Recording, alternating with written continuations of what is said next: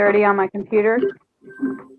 So I'll call the meeting to order at 6:30 and read the right to know meeting checklist. As the chair of the select board, due to the COVID-19 coronavirus crisis and in accordance with Governor Sununa's emergency order number 12, pursuant to Executive Order 2020-04, this board is authorized to meet electronically. Please note there is no physical location to observe and listen to the meeting, which was authorized pursuant to the governor's emergency order. However, in accordance with the emergency order, this is to confirm that we are providing public access to the meeting by telephone and additional access possibilities by video and other electronic means. We are utilizing the Google Meets platform for this electronic meeting. All members of the board have the ability to communicate during this meeting through the Google Meets platform, and the public has access to listen and, if necessary, participate in this meeting through dialing the following number. Oh, that's not a number. Hold on. That might be the number. 1-401-489-5664, and password is 230-292-632 #, or by clicking the following website, meet.google.com/ddx-apoj-xfy. Providing notice of the necessary information by accessing the meeting. We previously have given notice to the public how to access the meeting using Google Meets, and the instructions are provided on the town website at rollinsford.nh.us.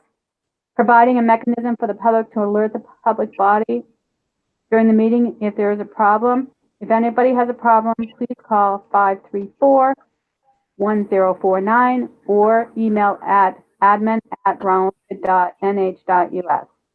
And during the meeting, if the public is unable to access the meeting, in the event the public is unable to access the meeting, we will adjourn the meeting and have it rescheduled at that time. Please note, all votes that are taken during this meeting should be done by roll call vote. Let's start the meeting by taking roll call attendance. When each member states their presence, also please state whether there is anyone in the room with you during this meeting, which is required by the right to know law.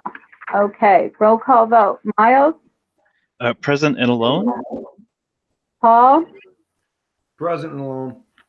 And I'm Denise, and I'm present and alone.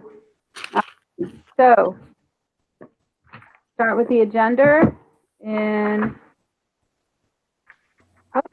there we go. And community input is the first line of business.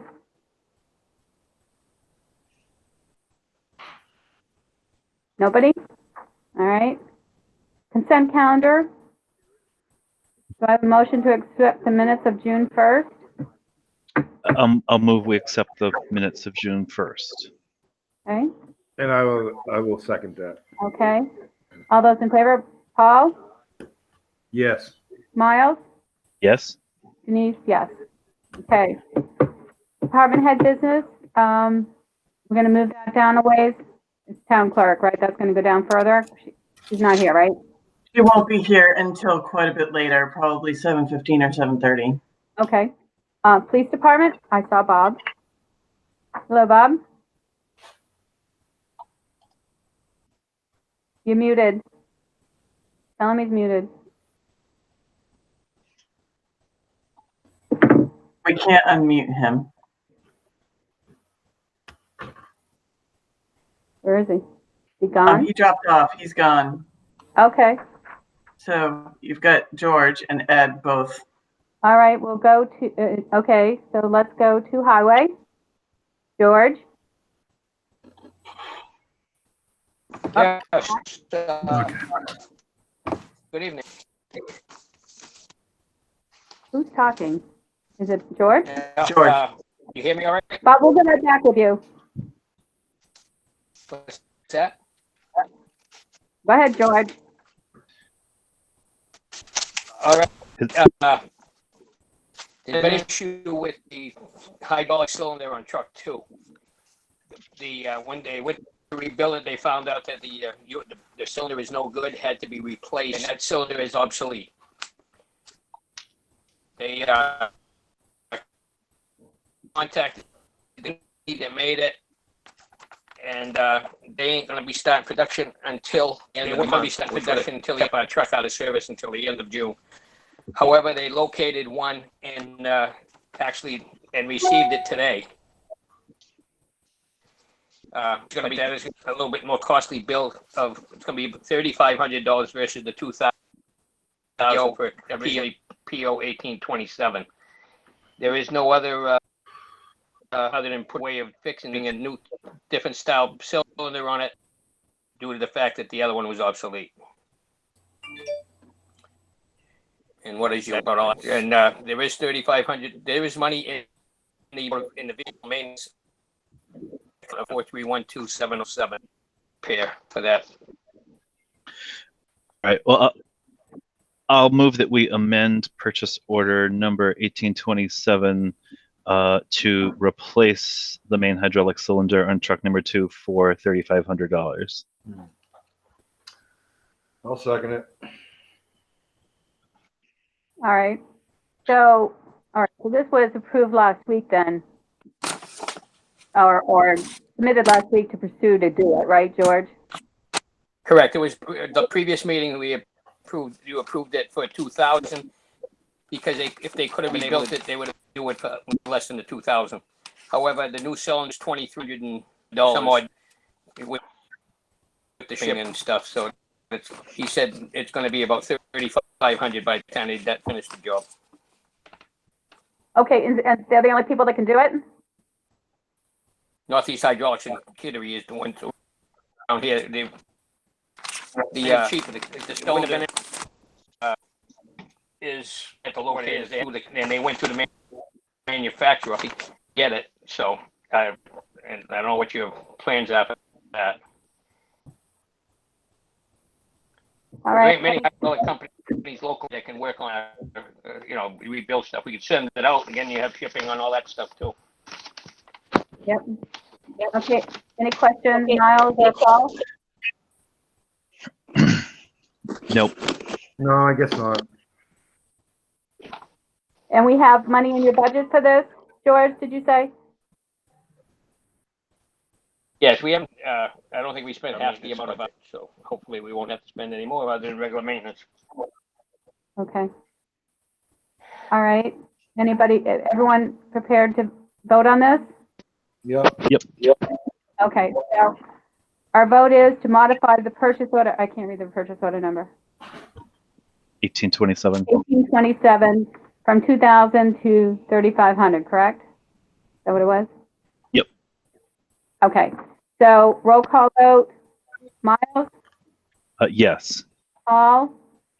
Yes. Denise? Yes. Okay. Good on that, George.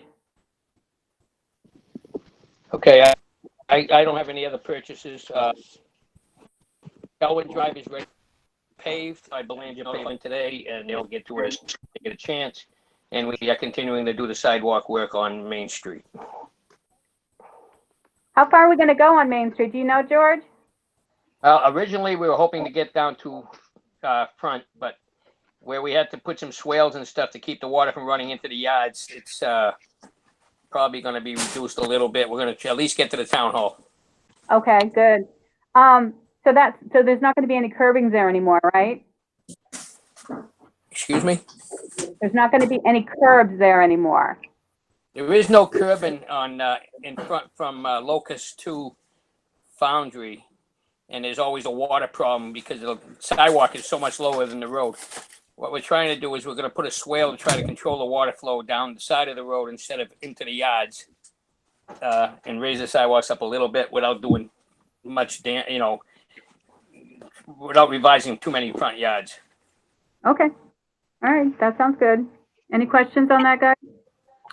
No, all sounds good. Nope. Oh, yeah. Okay. Anything else, George? I'm all set. Okay. Thank you. Okay, so where's George? Ed, there you are. Hi, Ed. Hello, how's everybody tonight? Good, thanks. Good. I got just one thing I'd like to discuss. Back probably a year ago, possibly, maybe not quite that long, we had talked about revising the pay structure for holiday pay for the guys at the transfer station. Right now, when there's a holiday, they get paid just, I think it's like 3.5 hours out of the 5 that they normally would get or that they should get. This goes back way before my time, and I think probably before most of you on the board. But they haven't come to me and said anything about it, but it just doesn't seem fair. Why would they be penalized an hour and a half for having a holiday where they're told not to work?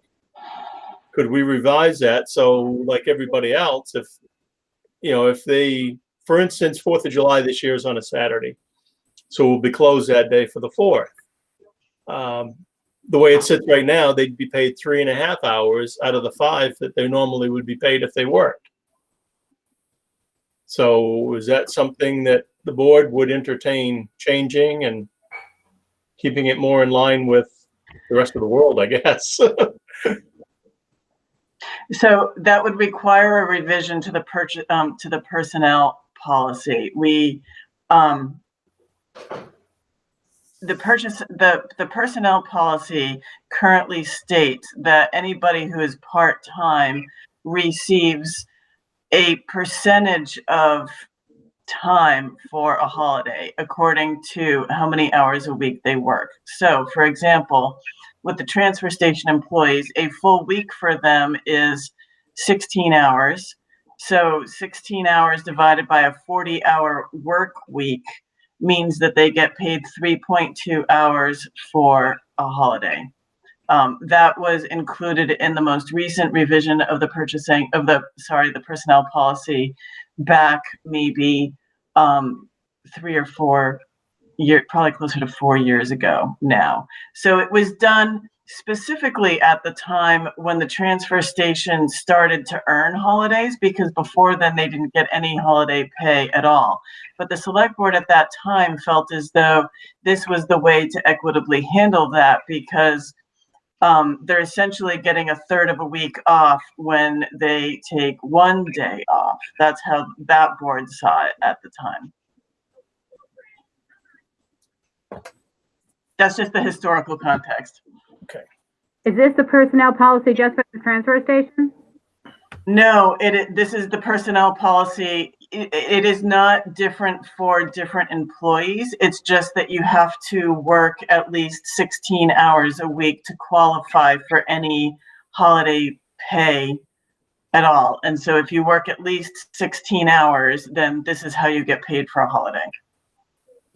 And that's everyone at town hall and PD. Well, That's anybody who consistently works at least 16 hours a week. So, for example, it does not apply to police part-timers because none of them consistently work that many hours. okay. To me, it just doesn't seem fair that we tell them to take the day off because it's a holiday, but we're only going to pay you, 3.2 hours out of the 5 hours that you normally would work. Right now, there's only 2 people over there that qualify. I don't know who else in town qualifies, but the money is in the budget, because when I do the budget, I base it off of 16 hours a week times the number of people we have. So it's not a money thing. The money is there. Okay, so what I would suggest to you, Ed, is to submit something in writing to the Board of Selectmen, and we can review it, and if we need to, so we can review it and look at the policy, because I need to clearly read the policy as well. Yeah, So that's where I'm at too. Yeah, go ahead and submit your recommendation of what you plan to do or what you would like to happen. Because I kind of agree with you. I don't think it's really fair, but that was before my time on the board. Yep. So let's get your request, and then we'll look into it with the personnel policy. Okay? Okay. Yep, happy. Okay. All right. Thank you. Yeah, Anything- other than that, that's all I have. Okay. Paul or Miles, any questions, Fred? No, I'm good. Thank you. No, I'm good, Denise. Oh, okay. All right. Thank you, Ed. Yep, have a good night. You Thanks, too. Ed. Thanks, Ed. Bob, are we going in non-public with you? Bob, you're muted. Here we go. I want to hit the wrong button this time. Do you want to do the public part first? Well, I didn't know if I could talk to you first and then go to you next. Is that okay? That's fine. I don't Okay. mind waiting. Okay, all right, thanks. Mark, are you ready? Mark, you're muted. Can't hear Yeah, you. you've got to unmute yourself, Mark.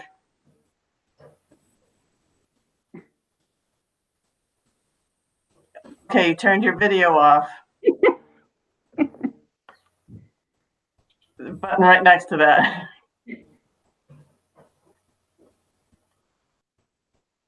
I can't unmute you. It's the button right next to the video button. There's a microphone button at the bottom of your screen.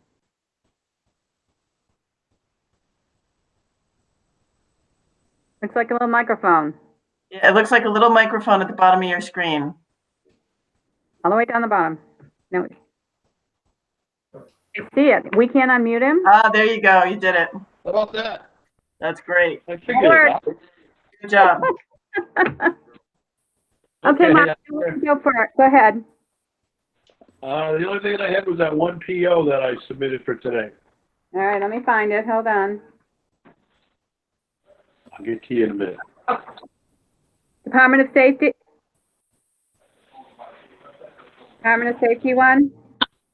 That's the one, correct. Okay, all right. Now, I'll just give you a little bit of I talked with Caroline, a little bit of a background on this one. Is I got this this is like a year old, and I got it came out of nowhere. Basically, what happened is we had a member named Matt Sylvester who was with us for a couple of years. He went to the recruit school and got his certifications there. He got the discounted rate because he was affiliated with a local fire department. So he paid one half of it, and then I got this bill here for the second half of it. Last fall, he wrote a check that I got in the mail to the fire department for this amount when he should have sent it to the fire academy. So I took that money, turned it into Caroline, and I thought it was all done through Sylvester's part, but obviously it wasn't. So this bill showed up the other day. It hasn't gone through the academy. It's into the Department of Safety on the other side now, and they just are looking to get reimbursed. So if I understand you correctly, he sent a check into the town of Rollins for this amount, and we deposited it. And also, we paid one half of the price, the same amount, which was our share. of the- Actually, the only thing that we paid to the academy was $350. The rest of it, Matt Sylvester took care of him himself. And when he sent us this portion, like I said, it should have went to the academy, but he sent it here. So, like I said, I gave it to Caroline, where it went, general fund or whatever. So when this is the state actually catching up with something that's way behind on their part. So I just wrote out the PO so we could get it squared away. Okay, so was that this year or last year? It was last year's money. No. Okay, So the money came back to the town. It went someplace, wherever Caroline, I imagine all that goes back to general fund money. But Yeah. we haven't spent very much out of our training budget for this year, so I just submitted this so we could get this this issue cleared up. okay. Unfortunately, it's gonna hit your budget versus, Oh, I Right. realize that. I yeah, do realize that, Denise, and I've also looked at where we are as far as, we don't have the kids that are in class right now, that's all taken care of. We're not anticipating anything for the rest of the year. So the funds that are in there are plenty to cover this unexpected bill. okay. All right, I'll make a motion to accept purchase order 1840 to the Department of Safety for $1,770. And I will second that. okay. Any further discussion or questions for Mark? Nope. Hearing none, I'll do a roll call vote. Miles? Yes. Paul? Yes. Denise? Yes. All right, I will sign the purchase order.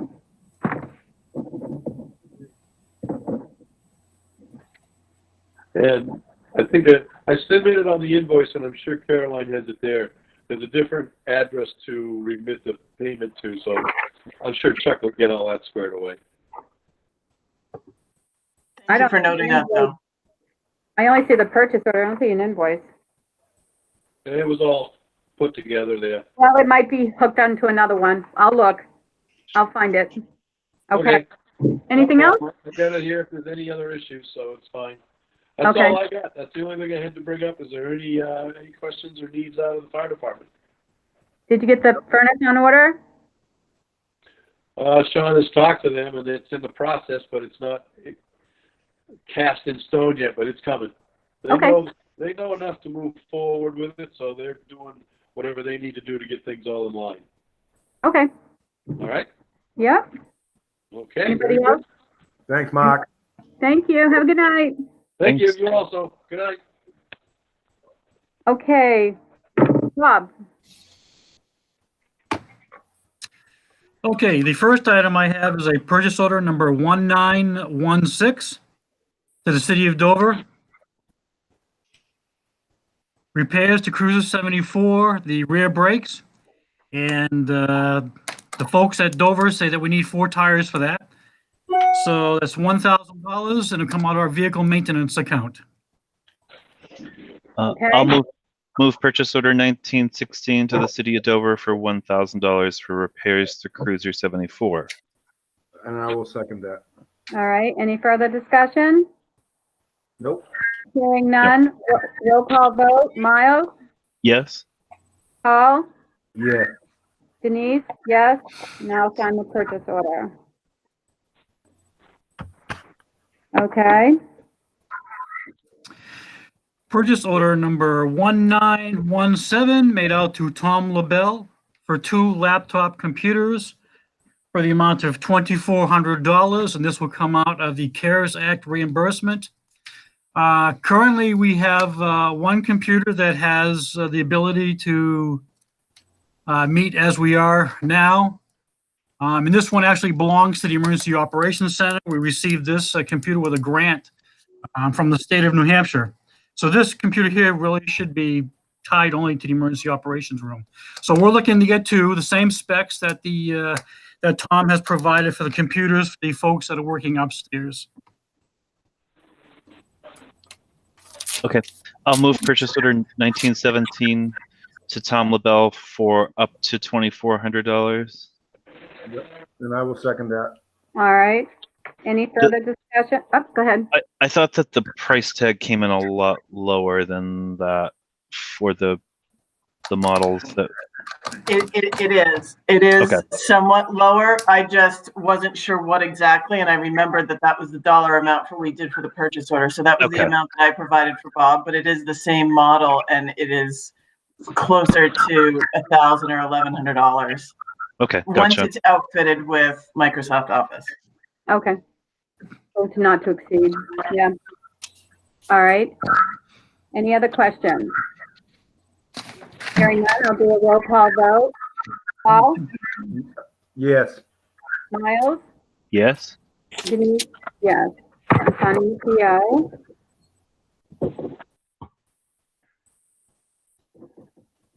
All right. Okay, the last item that I have is I'm going to meet with Tom Clark on Wednesday. And between the two of us, we'll come up with some draft on reopening of the town hall or other, make a recommendation anyway about what the recommendations should the town hall reopen, the select board start having meetings and other public meetings within the town.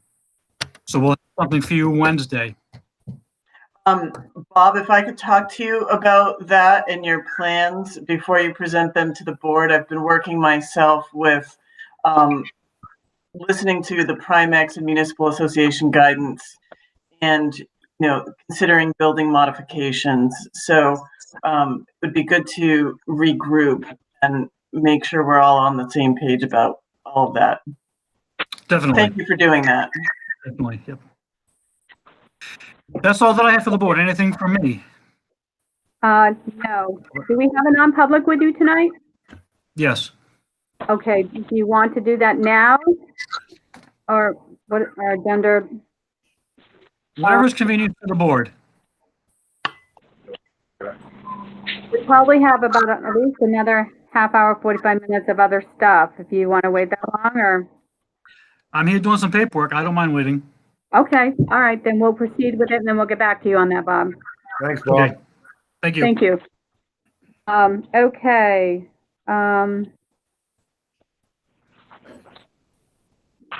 Okay, so we'll go to the, we'll go to under town administration. We'll bypass the non-public at the point A, BRWSD update.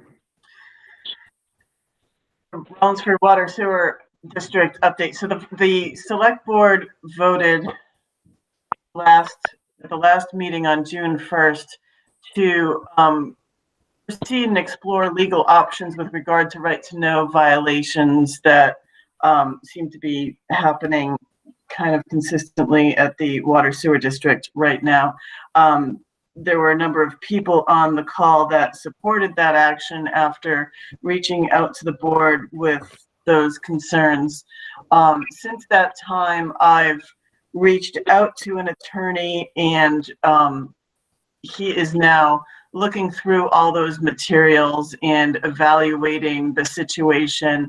And then we will proceed from there with how best to move forward and what the goal is and what goals are achievable given what we know. So my recommendation at this point, you know, there's not really very much to say about what the options are with regard to litigation until he evaluates the materials.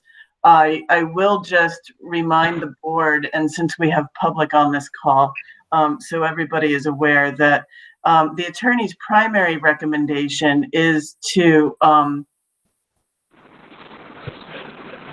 proceed with a public information, you know, continue to talk about it publicly and note that you're never truly outside of these situations until and unless the town takes over the district. And that is the attorney's primary recommendation.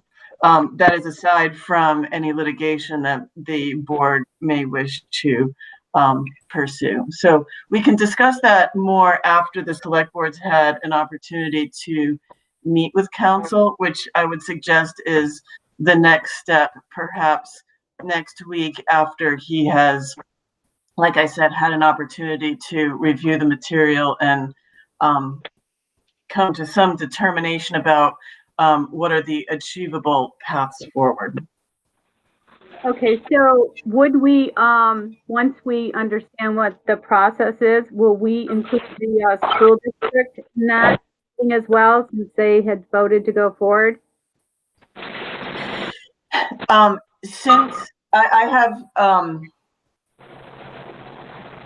my understanding from the school board is that they are looking into their own legal counsel to be sure that there isn't a reason to not move forward and join the select board in this effort.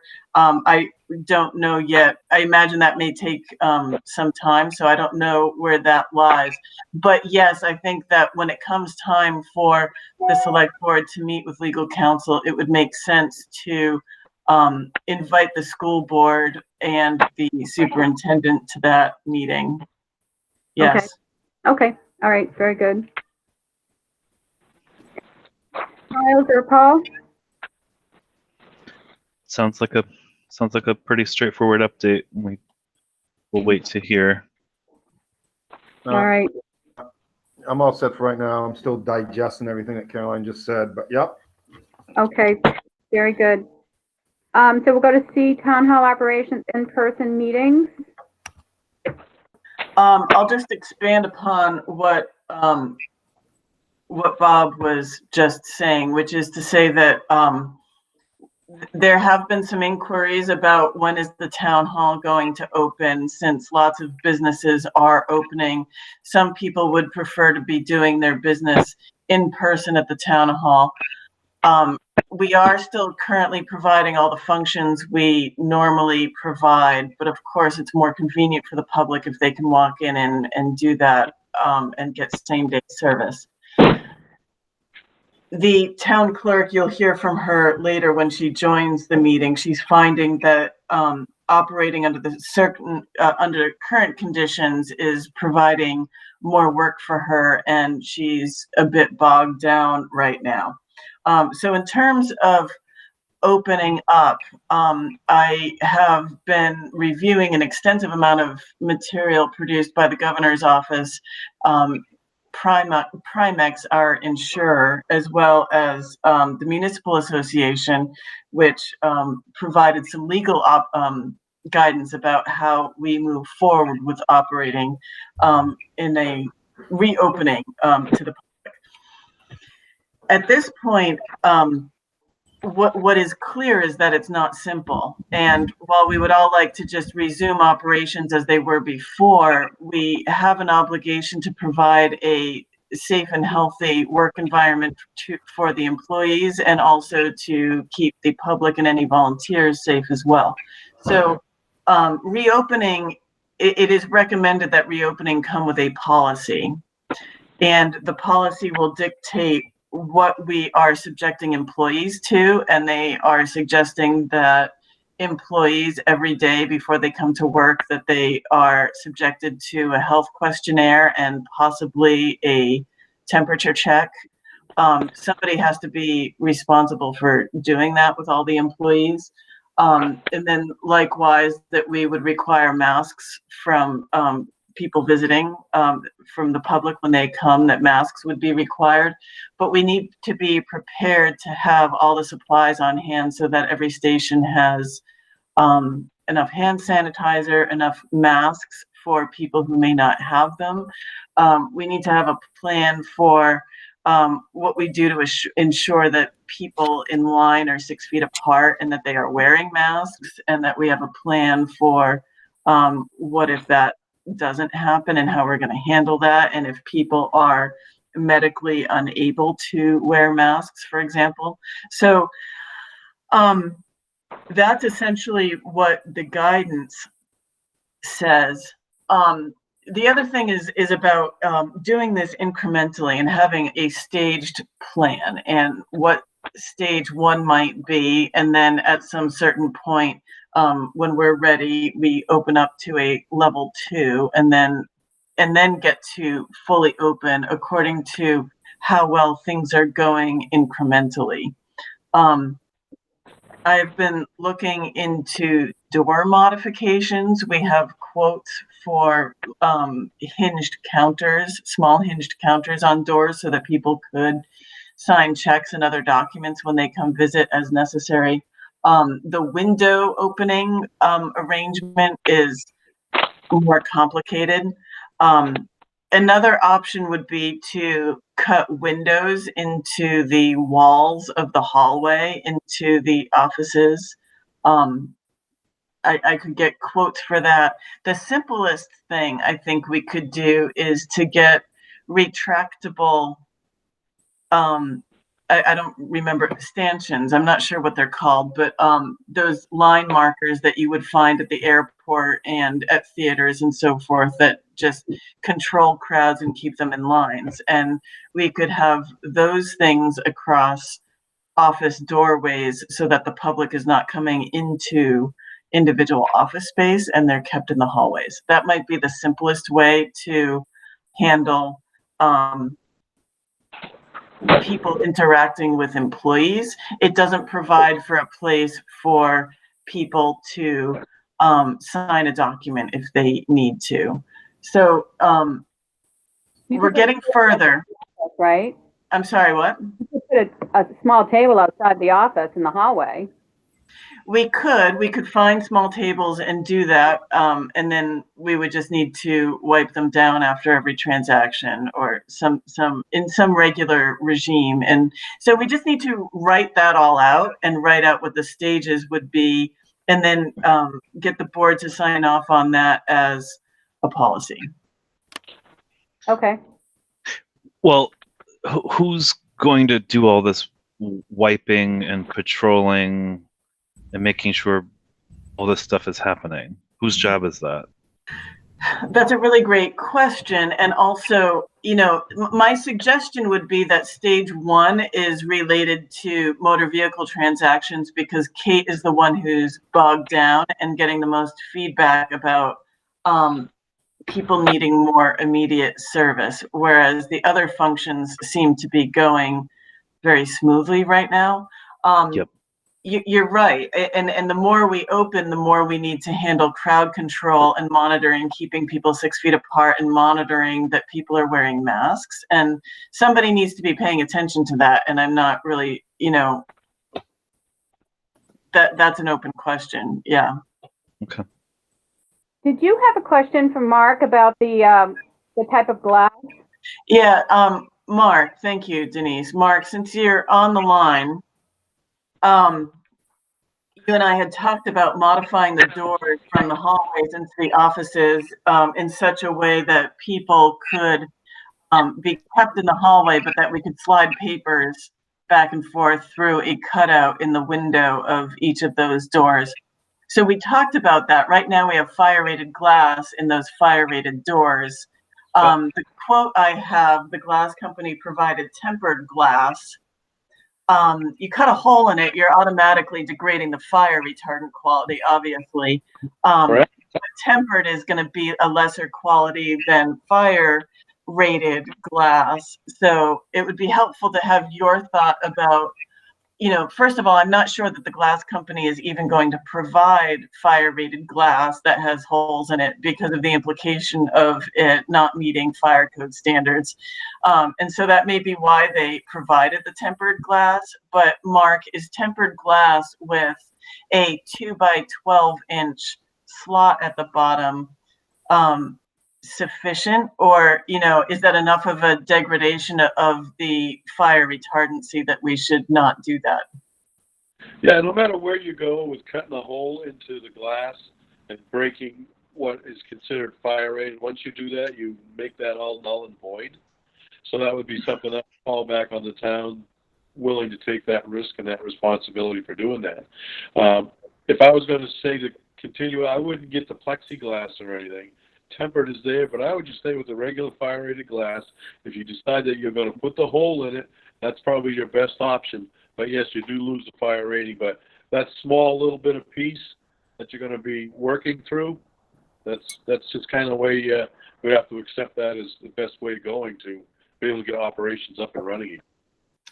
So far, the glass company will not put holes in the existing glass because of the metal, the wire that is going through the glass. That's it, tempered glass, correct. Yeah, then I cut through that. So you just have to have regular glass if that's the route you want to take. What's in it now? Right now you have tempered glass with wire in it? I'm assuming we have fire rated glass. I don't, but what we have for a quote is tempered. So I don't know how much tempered is different or not different from what we have. Well, tempered, it's a lot like car glass for your automobile. So that if somebody was to come in and want to smash through your window, it's going to kind of stay together. It almost has a laminate on it. So it's not going to break into a million pieces like a side window in a car would do. So that's why, again, why they're worried about, we cut holes into this, you lose that stability to the whole pane of glass. So it's kind of, it's really a no-win situation when you're talking about cutting holes in the glass. I don't know if you're better off to do sliding glass to where you can just close it and somebody comes out. There's no perfect answer for what we're trying to solve here as far as making it safe for you and for opening up and also keep the fire rated capacity. There's no good way to meet all of them requirements. What does the town clerk have in their windows? The little opening they have. Yeah, what type of glass is it though? Is it plexiglass or is it glass? I think it's real glass. That's not. I think it's real glass. It's real glass, and I'm sure it had a fire rating until they put a hole in it. Well, and it's got an enormous slot in the bottom, so it must just not be fire rated between that room and the hallway. Mm-hmm. Yeah, that's what everybody's got, and that's kind of what you want to continue with, right, Caroline? That's what you want to put in the other doors? Well, something to that effect. It could be a smaller hole, and it could even just not be a hole at all for speaking the way they have, and just be a slot. What was quoted was 12 by 2 inches, which is enough that you can certainly, put a folder of paper through, but it's not an enormous hole. Right. I almost think if you better do something like that, if you just made some sort of a slot, like a mailbox thing, would be probably a better way to go, because that would help keep your integrity and your fire rating rather than cutting a hole in the glass. You mean in the door itself and having it drop into a box and not affect the window? Yes, something like that may be more acceptable. If we're just talking about distributing mail and envelopes and things like that, that would probably be a better way to go. That's an interesting idea. Or we can go with the tables in the hallway, some kind of small tables at every doorway, and putting those, stanchions and roping off the doorways. Although that's, kind of a hazard. Talking the doorway into your office, probably the doorway into where Chuck is at, right? Well, in each of those doorways, yeah. Those are the two main ones. There's no reason for the public to go any further down the hall, right? Well, there is now, because the tax collector has now moved to the far end of the hallway. Oh, she has. She's not in with Kate anymore. Okay. No, so So now you still talk to three her. offices. Yeah. But if we open up full time, would she go back to the front office? If we can do so safely, those stations aren't really 6 feet apart. So you're staggering, only having one person in on a shift, or you're putting up some kind of barrier between those two stations. Yeah, well, yeah. But if she's all the way at the other end, and if you don't want people to go past your office, they're never going to be able to go to her office. Yeah. There you go. You rearrange, and you go down further, and she comes up like where Chuck is. Or I don't know. We'll have to talk about it, but we need to look at that. Either that or that's where your plexiglass. Well, I think the simpler thing would be to move her back into the front office and hang something, even just hang a line of plastic from the ceiling that just separates those two workstations, maybe. Right. But still, there's if we have the station at Chuck's office and a station at my office, there's not really, she could be open still down the hall, and it would just be another, set of, roping off and a small table. I'm not sure that it matters one way or another, except for, if we have them both at the front office, then you've got two people standing next to each other on the outside, and you've got perhaps a bigger line of people. Whereas if you have the tax collector down the hall, you can keep she may have a line of a few people down there when it's tax season. And that line of people is separated from the car registration people, which may be helpful, at least during tax season. Right. I think we need some more research on this. Well, it's complicated, I guess, is the message. It's not really very simple. So what I understand is you and Bob are going to be talking about it. Like, Bob's going to meet Wednesday, and then you guys are going to talk about it and come up with a formulated plan. Basically, given what the governor, state of New Hampshire is basically, Bob's getting reported from his state of New Hampshire, right? Yes, he's in touch with them, and we're going to meet with Tom Clark because he's the health officer. And then we'll meet and talk about what all the guidance is from all the agencies is and what is most workable within those guidelines. Okay. And again, I think it'll probably be a staged approach. Right, and I'm okay with the stage approach. That sounds like a good idea. Just certain things you're gonna have to really find out about, like if you're social distancing 6 feet, someone comes in, they don't want to wear a mask. Is it legal that you have to force them to wear a mask? That's stuff you got to find out. See what I'm saying? Before you imply you have to wear a mask. Well, right. It's complicated. You can't force people to make to wear a mask, but at the same time, it's required. So maybe you're directing them to use the drop box if they can't wear a mask, or maybe you make an appointment with them outside of town hall hours so they're the only one in there and they can be separated from plexiglass, or maybe there's just a different way to handle somebody who can't wear a mask or refuses. to wear a Yeah. mask. But we Okay. got to be ready for that. All right. More work to be done, I guess. Oh, there's always. All right. Okay. I lost where I was. I got it. We went, Eversource? okay, so we went to C. Okay, so Yeah. do we want to, Kate's not here yet, right?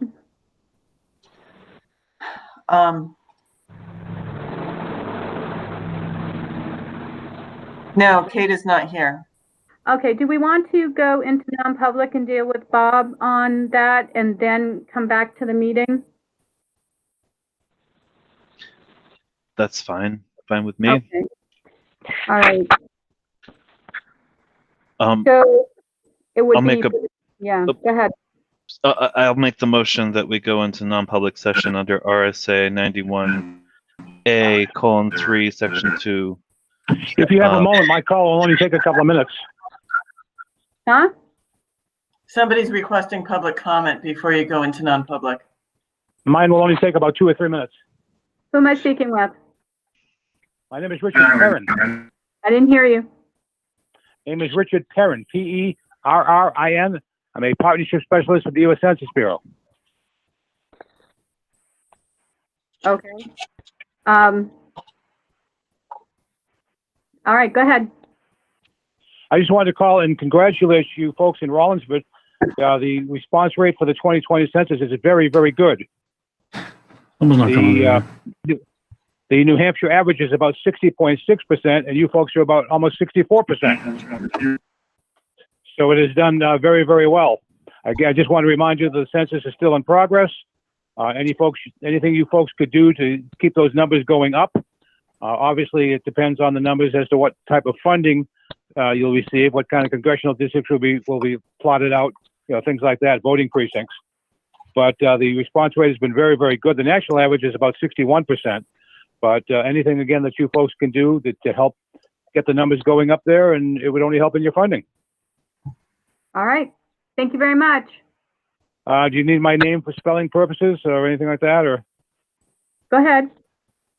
it's Perrin, Perrin, Richard.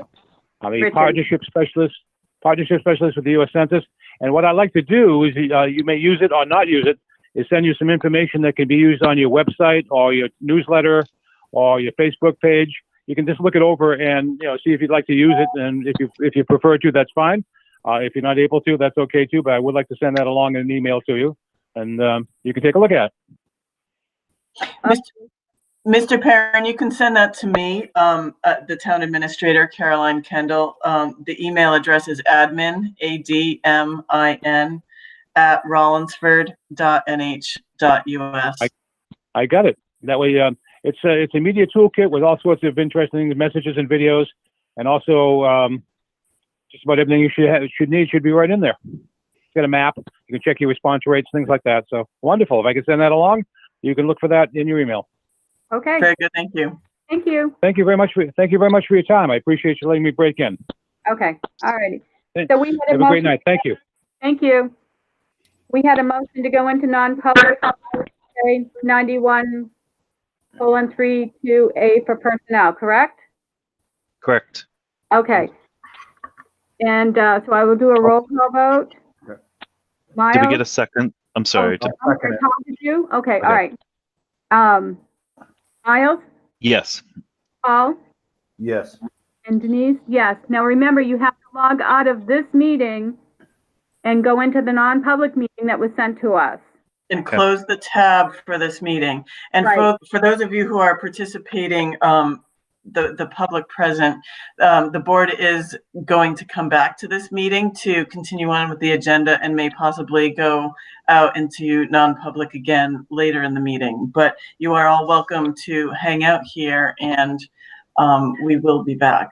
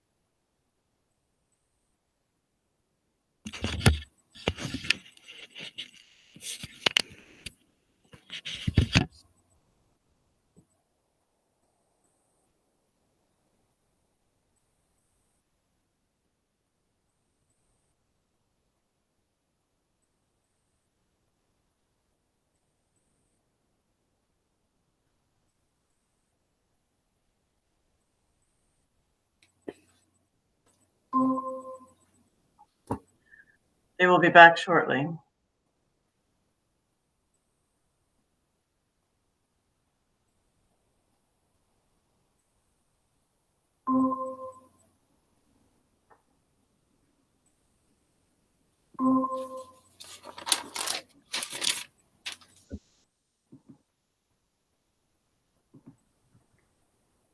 Okay, am I in the right meeting?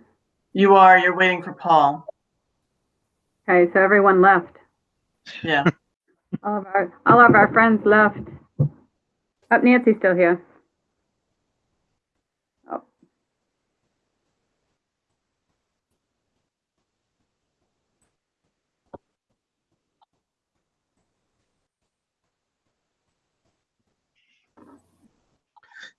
How's your puppy, Nancy?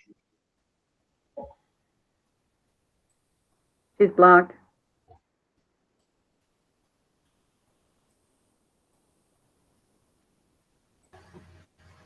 She's doing good, Miles. Thank you. Yeah. Sweet little dog. Yeah, she's spoiled rotten.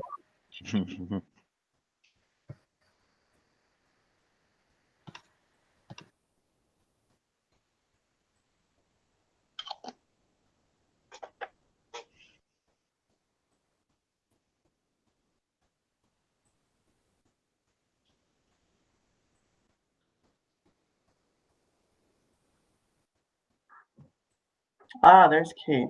Okay. Okay, but we still need, Paul. We need Paul. Hi, Kate. Hi, Kate. She's blocked. All right, Kate, you're muted. We're still waiting for Miles. They were in non-public and just came back. No, Okay, I'm how's here. that? You're No, on. they're not ready to talk yet because we're waiting for Paul to come back.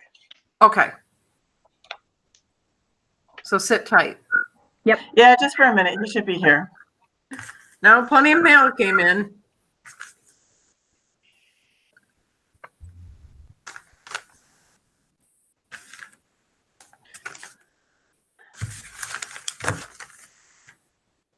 Do you think he thought the meeting was over?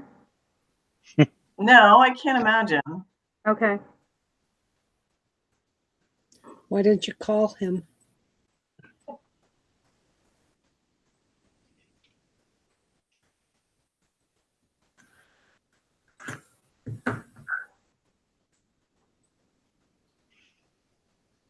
This is still so weird for me. For all of us, Kate, for all of us. This is my everyday life, so this is not weird at all for me. Ugh.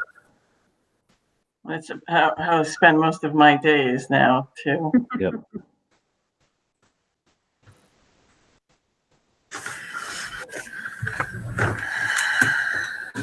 There There you he is. go. Okay. Okay. Good. All right. All right. So back to the agenda. So we are going to talk with the town clerk. We're going back up to 3A. Okay. So you can hear me now. We can. Okay.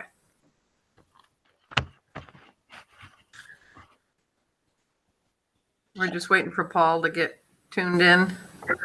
Paul is Yeah. with us. So whenever you want to go, Kate, like you want to tell us about the board got, the information that you sent along to them. Yes, and I need to apologize if I came across half crazy because I was, and I am. It's been increasingly more and more difficult every day in here. And I had worked alone Tuesday, Wednesday, Thursday, and Friday. Phones, mail, cars, dogs. I JP'd, I notarized, did all the banking. I had people coming in to file for state office.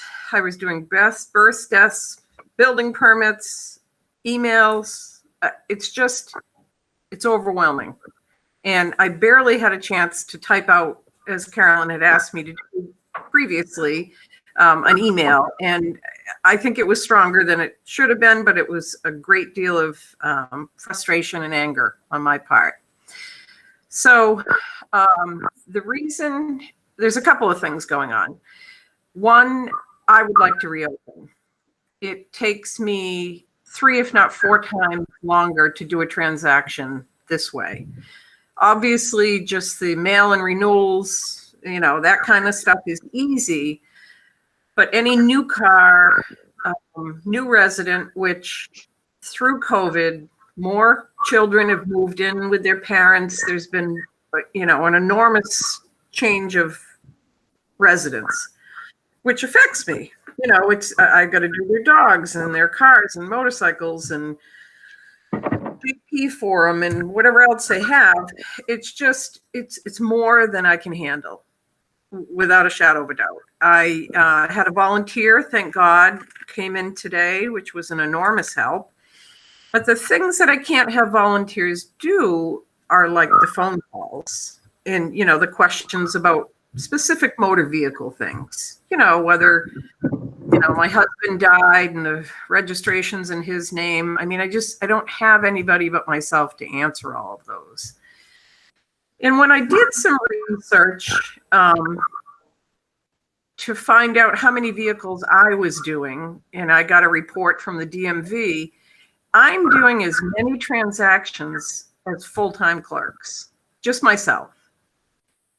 And what I didn't know until the town clerks had done like a survey and they'd sent it out, that every town clerk has a deputy. Now here in Rollinsford, back when it was Beverly and I, She made me her deputy, I made her mine, and that's what Andrea and I have done. But that's not a true deputy.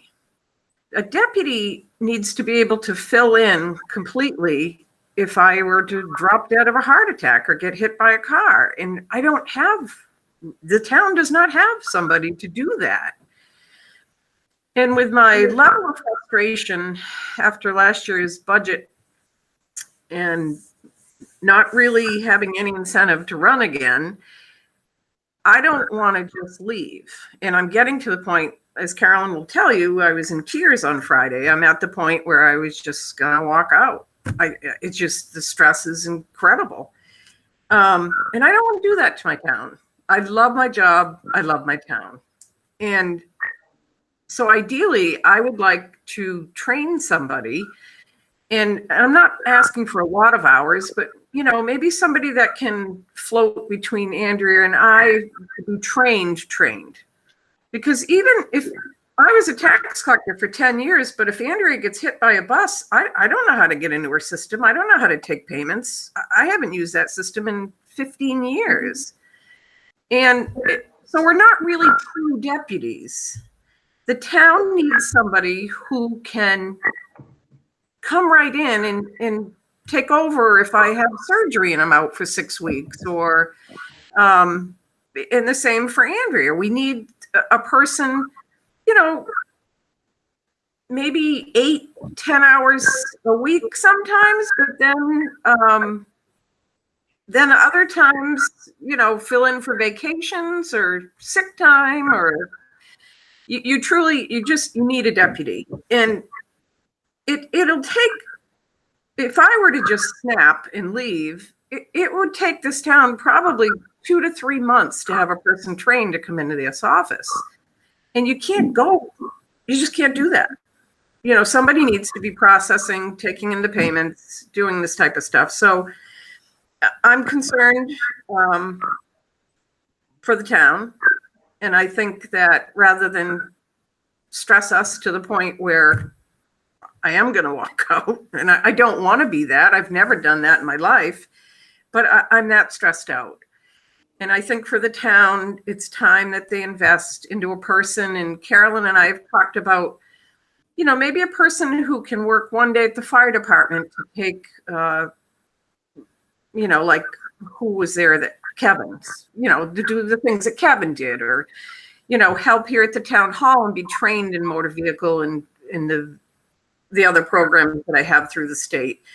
And even, at the transfer station, when I was there last Saturday, Paul was telling me, I feel bad for the Paul that's in the cardboard, because when he goes out to the demolition, there's nobody watching the cardboard and taking checks. And so I think that the town could use a person, kind of a floater, who is trained to do multiple jobs. But I think it's very important that you have somebody, a true deputy, not just Andrea's my deputy, I'm hers, in saying, because Andrea has her own work to do in 16 hours. She can't just assume my job and hers. It's not a true deputy. Okay, can I comment on that for a minute? I'm sorry, what? Can I comment on that for a minute? Sure. I just want you to know that I have always assumed that the deputies, you were hers, she was yours, forever. Not even when it was you guys, but when Bev was there and Therese and whatever, that was part of their job responsibilities. I feel like I didn't know what to think about that, because I understand what you're saying, and I support hiring a deputy, but I just want you to know, I always thought that was part of their job's responsibilities, to cover for each other. And it's not always for every day, all day. It's, No. get busy or out on vacation or something. But I apologize, but nobody ever asked for a real deputy to be part of our, No. and that's what confused me, because I really thought we were all set, because you were a deputy, she was a deputy of each other, and that's how I thought it got done. Right. And it did, Denise, it did for a long time. But I mean, we've all grown up in this town, and we realize, Beverly used to do Caroline's job, my job, Chuck's job. I mean, she did it all, but it's not plausible anymore. We have But more requirements have changed. They have, Yeah. and it's time consuming. So how is it if I can't do a job that I excel at, that I've done for 25 years, how is Andrea going to do that in her job? It can't be done. And it No. scares me that if something were to happen, Andrea has another job. She can't just assume, both positions. And I don't think she has the interest in it, especially during this COVID process, which is, I have to say, 3 times the work. It's just 3 times. I have had situations because the person's not in front of me who sent in paperwork, and I registered the vehicle and I plated it and titled it and did the whole transaction, which involved probably 4 phone calls and 3 emails. And then when they came to pick it up, it was the son, not the father.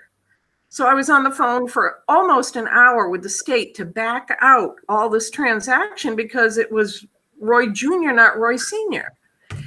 It's just, it's just getting to the point. I just can't do it anymore. And I personally feel safe opening. If we cut off the rest of town hall, that's fine. I have no objection to that.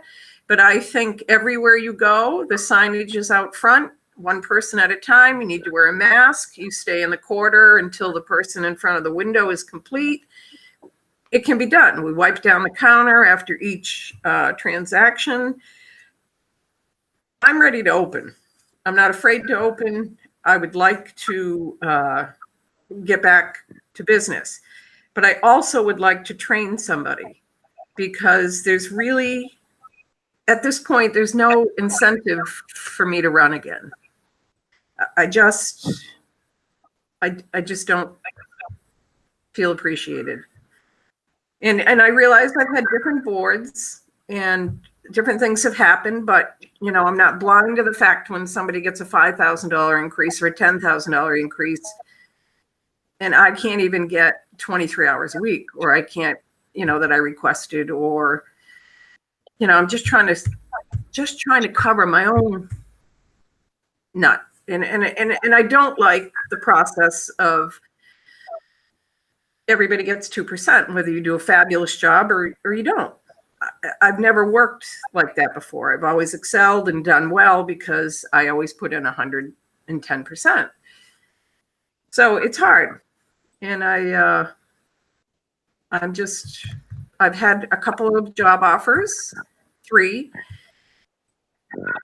all starting at what I make and all with bonuses and appreciation and Christmas and, better positions in smaller, not dealing with the magnitude that I deal with right now. I mean, my town clerk job is 20 hours. And as you know, when an election comes, it's just a whole nother position. And I get it done. And I've been here every day with COVID. I tried to work from home, I think 2 days. And the next day I had to work 8 hours to catch up. It's too much. Well, I definitely hear you, Kate, and I can definitely support getting you help. I know that the quarantine has made things more difficult. We are working on reopening. I know you weren't on the call earlier, but Bob and Tom and Caroline are all working together on a plan. So we should see some movement there. I don't know if it'll be soon, but we're thinking about it. The summers do tend to slow down in this office because the dogs have done my whole list of stuff. But this year, the election has me in here most of August and September. So, those are usually times that I can back out a little, but I can't this year. But my concern really is for the town as well as myself. There needs to be a person And the state is making an exception, allowing me to train them versus going through the state program, which they aren't even offering right now. They're going to allow me 30 days to train a person before we have to send them up to be certified. And that really needs to be done. I thought I was going to have a stroke in here Friday, and something's going to happen. It was that bad. And somebody needs to be able to get in here and get that money, keep it going. We need a true deputy. So those are my concerns. And I did want to tell you, there's an article that I can send you up in Westmoreland, which is a smaller town than this. They had a town clerk who didn't have a deputy, like I don't. Well, like Andrea and I are working together, but she did not have anybody. And she didn't want anybody. And she's now in jail because she was stealing. It's good to always have another person. Yeah. You know what I mean? Yep. I don't have that intent or ideas, but you never want to hire somebody that is just them looking at the books, because once a year the auditors come through, but I mean, it can be done. There should always be a second set of eyes in your books. Kate, I have a couple questions. Yep.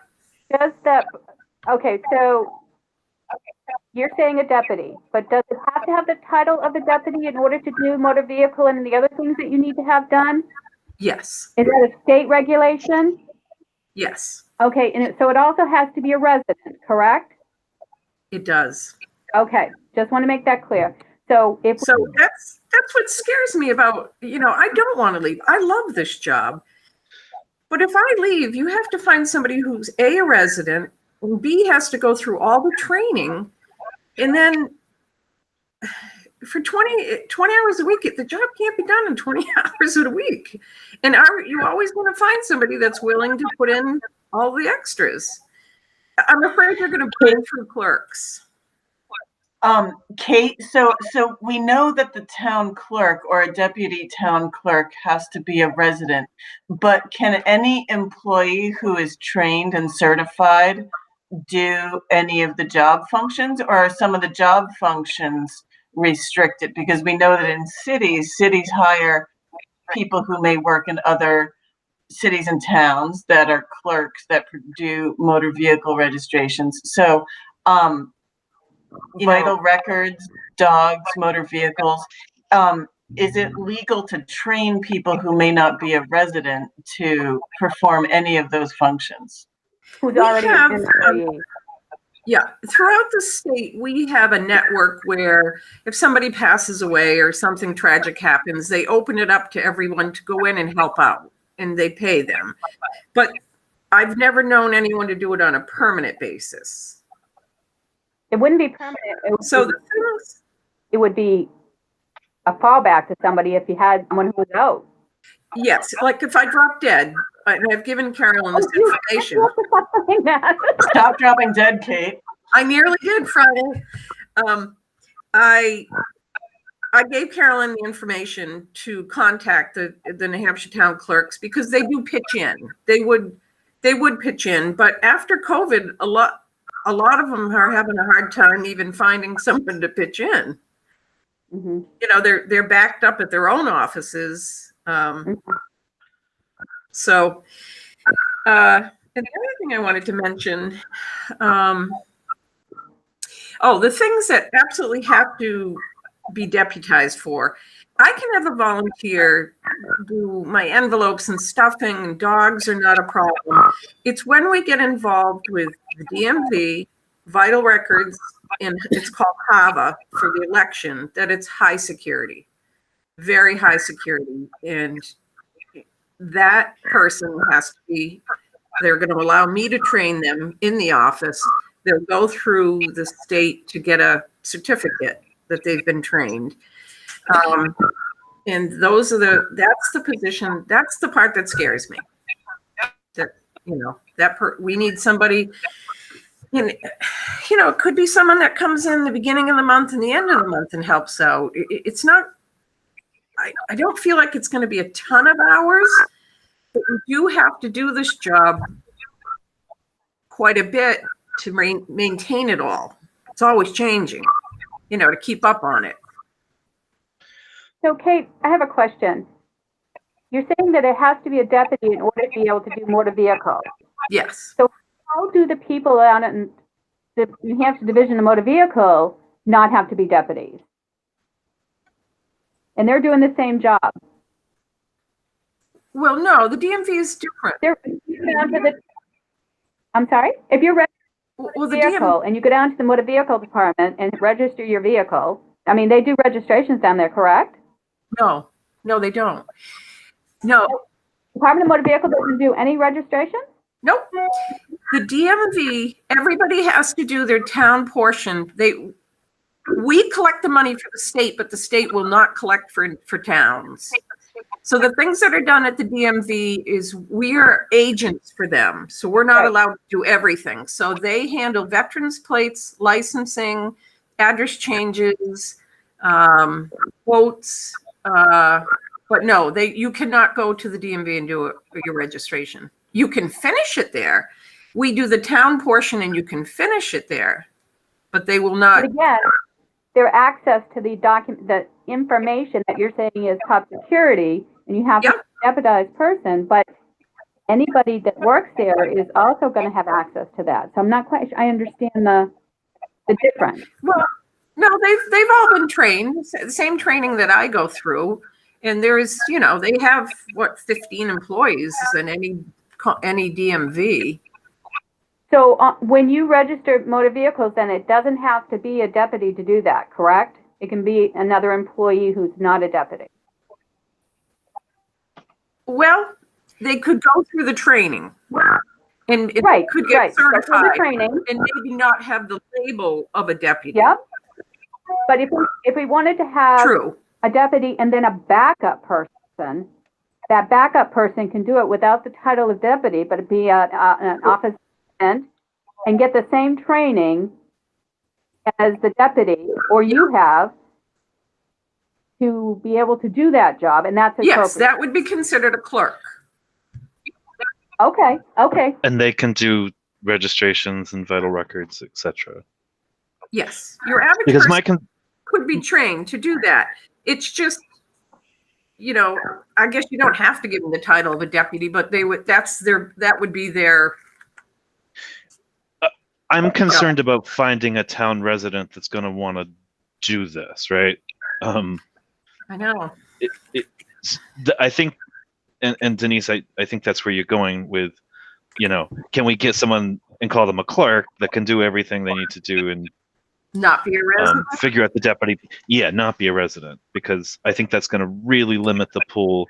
If we're talking about, we need to get you some help and it needs to be soon, right? Like, what I'm thinking is that if we have an existing employee like Chuck, he could get extra hours to help you. He could do that. You also could hire a deputy that would have standard hours, but in the event that that person got sick or was out or you're out, he could help if one of you is out. That's what I'm thinking. If he was trained. 3 trained people. I would have to ask the state. Yeah, I mean, I would have to ask this, but they're pretty tough. I thought they had to be a resident. And Miles, I didn't think it would be that hard of a position because they're perfect mother's hours. Well, if we ever have school again. Right. Because you also have 2 nights. Remember that. You also have 2 nights. You also have 2 nights, so that's not a mother's hours. So it would only. Well, but think about it. It's 3 to 7, and most kids are out of school, and dad's coming home, but it doesn't have to. I don't have to have somebody my exact hours. Right. I mean, we just need somebody who knows what I do, who's trained and certified. Because I've had some good job offers and I am thinking about them. Nothing that is immediate, and I'm not going to walk out. I mean, if I didn't last Friday, I'm pretty good.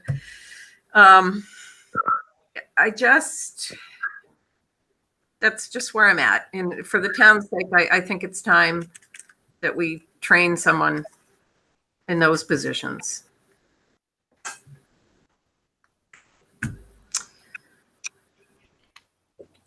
So, Any questions, Miles or Paul? no, but I think Denise's idea we should definitely look at is, we got a bookkeeper there 23 hours a week. I mean, he should be able to learn some aspects of Kate's job, I would think. And I would also suggest, you got a phone administrator that's there 40 hours a week, probably having her understand a good part of Kate's roles can be helpful for the town, helpful for Kate. So that's two things I'm thinking of right now. We got two people at the town working there, a total of 63 hours right now. I would think they could help. It takes a lot of training, but like I said, the state's willing to let me train. I mean, motor vehicles, honestly, guys, there's over 1 million scenarios. I think I've dealt with them all. But just somebody who could maybe even just take down the notes and try to answer some of the questions and try to just, Laurel, I had a volunteer in here today and she just shakes her head like, I get emails, can I, everything comes through the clerk. I don't know why. Phone, emails, can I use the ball field at the Legion? I got a couple that wants me to marry him at the correction facility over at the Dover jail. It's just, I don't think anybody realizes how much I deal with. I'm still fully functioning all by myself. And it's overwhelming. Okay. So that's what I wanted to talk to you about. And, we can meet again in a couple of weeks when things settle down and see if you have any. So, and I just want to interject this. I know that you hold yourself to a really high standard in turning things around. And if things need to lapse, then they need to lapse. And if someone needs to wait 3 days to get there, and I know that only builds up a backlog for you. It doesn't necessarily help you, but people need to be understanding. It's true, Miles. And, Thursday night when I was here and I had an individual wouldn't stop rapping at the door. I went to the door. He's not wearing a mask, so it's hard to talk through the door because he had no mask. Yep. And he was irritated, wouldn't read the sign. I told him to go to the website. He went out to his car and started calling me, just constantly calling. And I'd tell him what he needed, and he'd come back up and bang at the door. And I'm alone in here. Yeah. And then I find out the next day his mother sends a letter to the board complaining about me. Well, it's not Chili's. It's not curbside pickup.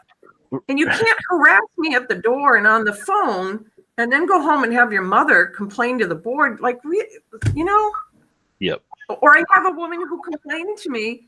She was mortified. She showed up here and there was, she couldn't do her business. She had to get that camper. It had to be done today. She bought it last October. And this is what I deal with. And it's, it builds on you, whether they're cranky to me on the phone or in my emails.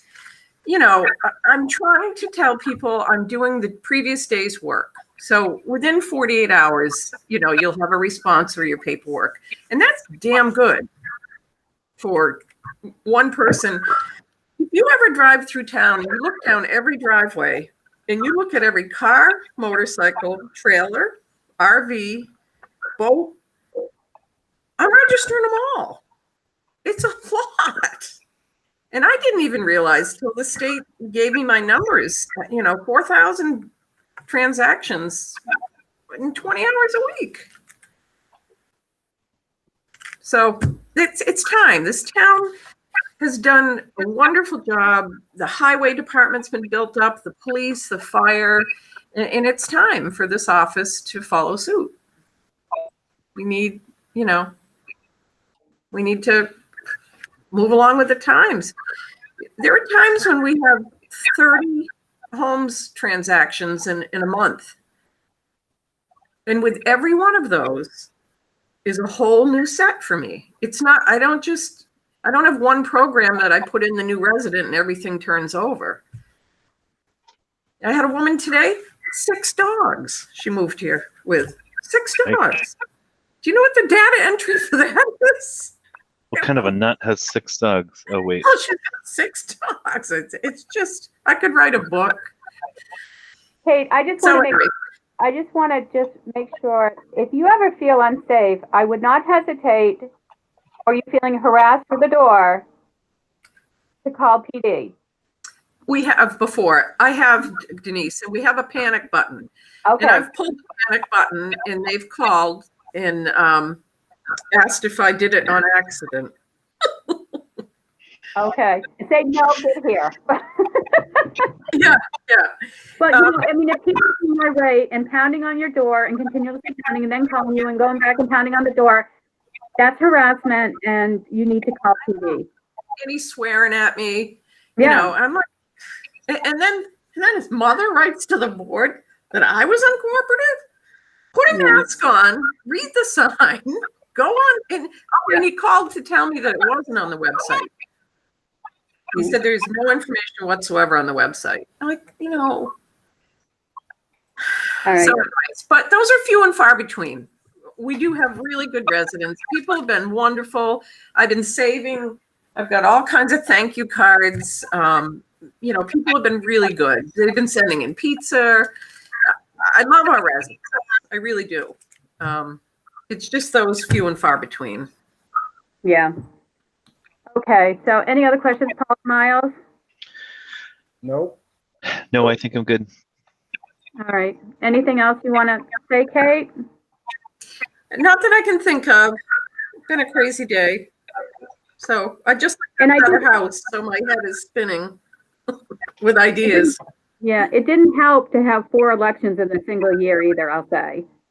No, 4 elections, and Chuck was out last week, and it's just, even though he answers the phone and he usually has to send them in to me, at least I can let it go to voicemail for a little bit and then collect the calls. It was the perfect storm. I will say that, but it's been coming, and I don't want to make a rash decision. I don't want to.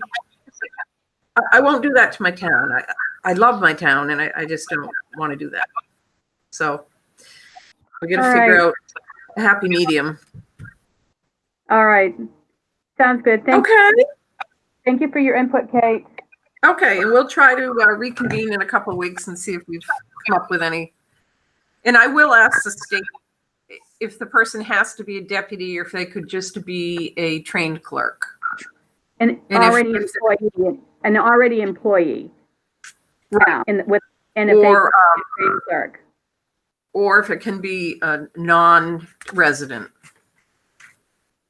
We're not even saying you could. We wouldn't do both. That's what I'm thinking, is giving you a deputy, but also having Chuck be trained too, in case someone is out and he can assist. Right. He's there, so but yeah.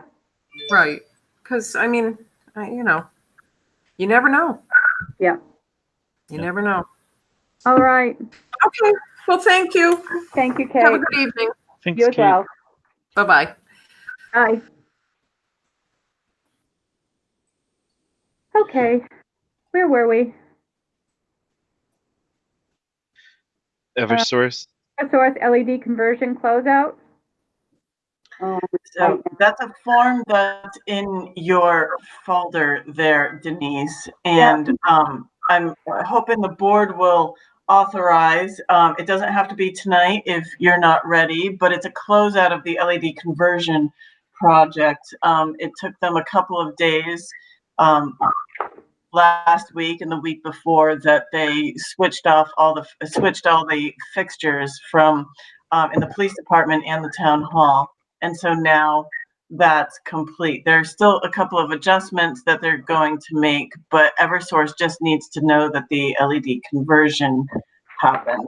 So I can attest that it has, and Bob can attest that it has. You're certainly welcome to go check it out yourself if you'd like, but that form ultimately needs to get signed. Okay, this is the one for project was 16,782. We have the quality control and project summary form, right? Yes, and it has the signature tab thing on the bottom in red, like that. Yep. Yeah. So do we all have to sign it or just one person? I believe it's sufficient for the board to authorize one to sign. Okay, I'll make a motion that we authorize Denise to sign it. okay. Where did Paul go? Paul, Paul, you're muted. muted.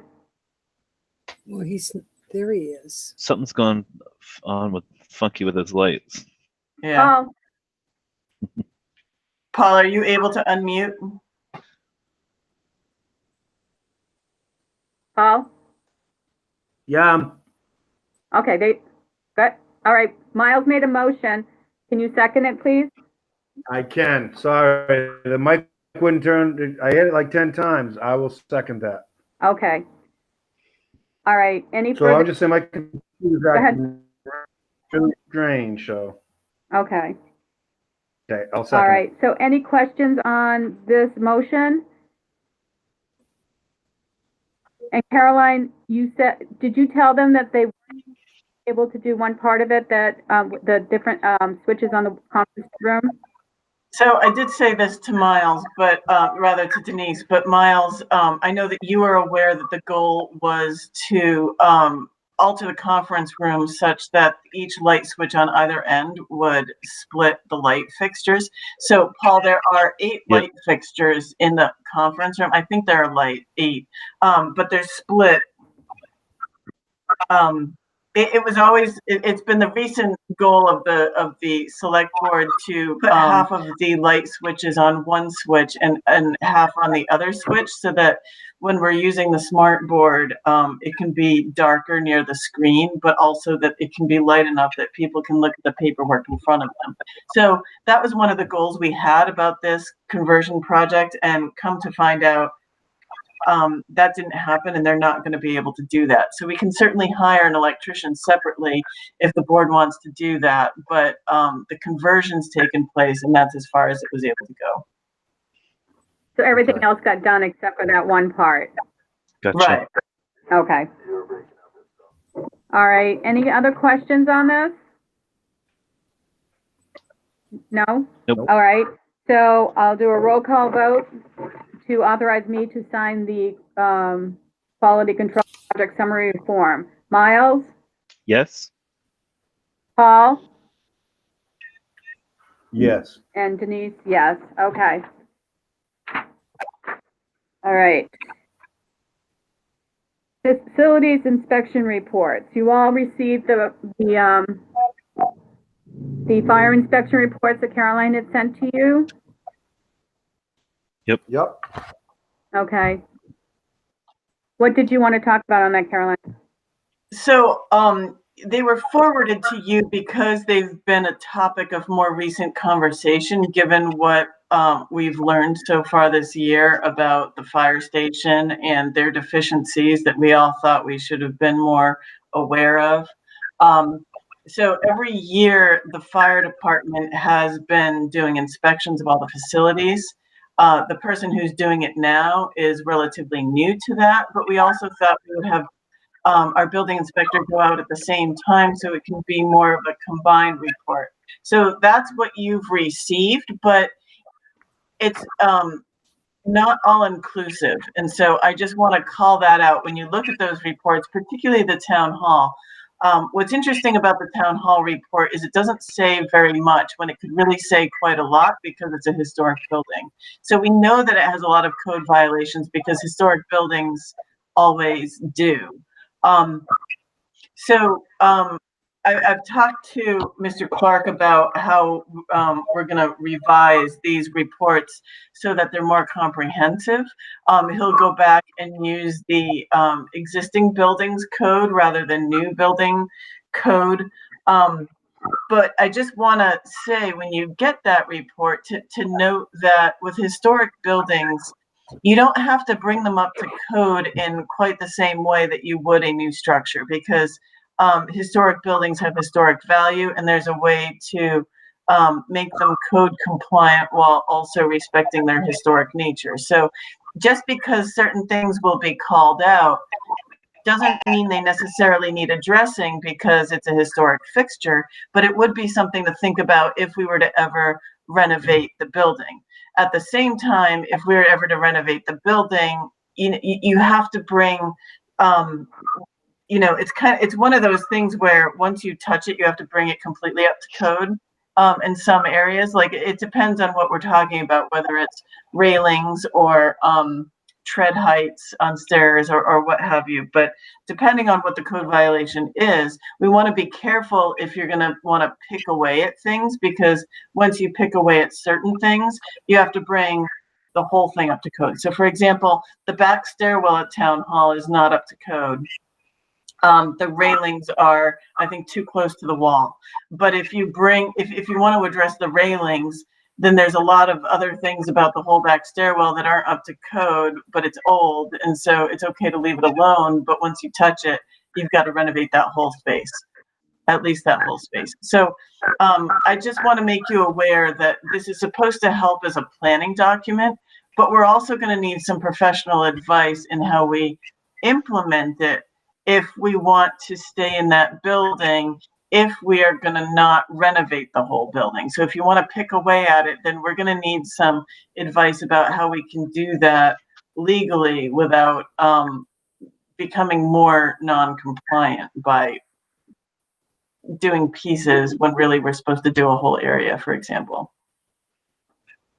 So how does the modifications of what you're projecting to do for COVID, how is that affecting it at all by modifying the doors and modifying? I don't believe so. I mean, there's the fire code issue, for example. Yeah. So if we're going to do like, anything to the doors, then, we're making them more not conforming with the fire code that way. But that's why Tom Clark will be part of this conversation, because he can comment, from the health standpoint with keeping employees and the public safe, but also he's the building inspector. So he'll certainly comment on that if it's relevant. Okay. Any other comments or questions on the reports? Nope, none from me. No, Paul? No. Okay. All right. CARES Act funds, library email request for software for $1,000. So you have in your folder the first round of CARE Act funds for reimbursement. So that's 25% of the total. Most of that is what was already submitted to FEMA for reimbursement, but that's a 75% reimbursement. So we're seeking the other 25% in that paperwork, plus a couple of things that will really be funded through CARES Act. But the library purchase, is not on there because it didn't happen in April. So all of the transactions on that report that you have, Denise, are only through April. Okay. So the library doesn't qualify for this submission. It would be a later submission. But the question is, we are capped at $60,000. I think that allows for plenty of money to go around for each of the departments, and each of the departments has kind of weighed in on, the things that they think that they need. But the library is asking that this purchase that they made for $1,000, that we submit for that for reimbursement. Okay, so these forms don't have the laptops that we purchased for the board and the others that in the town office. It doesn't have a lot of things on it because it's only purchases through April 30th. Oh, April, we're in June, sorry. Yeah, okay, gotcha. So you'll get more of these as we go forward. Okay, but do we have a running total where we are, like off to the side, to know where we are? We do. I will share that spreadsheet with you now. Yes. And I think I did share it with you. Because Bob's request for 2 laptops, is that going to be coming out of this as well? Yes. Okay, Not on the sheet in front of you, but CARES Act funds, yes. that's what I meant. So, What is this one? well, I'm sorry. What I mean to say is the CARES Act reimbursement before you is for expenses only through April 30th. Right. So for the purchase order you just approved for Bob, that's not going to be on that sheet in front of you. You know, because the sheet in front of you is only for expenses through April 30th. Oh, So- I'm looking at the reimbursement from the municipalities and that sheet. I don't know if you can see it. You know, the Clorox wipes and laptop and printer for tax collectors on here, and the Splash platform for allowing tax collectors to work from home. Right. That what it is? Right. This is CARES Act, right? Yes, only through April 30th. No, yes. So it's 1585 on one and 525 on the other. Right, it's 2 pages, yes. Yep. Okay, but then we know we've spent a lot more money. So do we have Right. here we are now? So I just shared with you the spreadsheet of those expenses. So what's complicated, so it's in your email. You'll receive a notification in your email. Okay. What's complicated about this is that if it's FEMA reimbursable, we have to go after FEMA for that. And those things are sanitation supplies and PPE, for example. So those things you have to submit through FEMA. But in the beginning, FEMA was only a 75% reimbursement. Now we can get the other 25% through CARES Act. So that's what that form in front of you represents. It's complicated by the fact that, you know, you spend money during a certain period and then you have until a certain deadline to submit for reimbursement. Those periods and those deadlines are different for FEMA than they are for CARES Act. So you have 2 different tabs in this spreadsheet to help you see what the expenses are.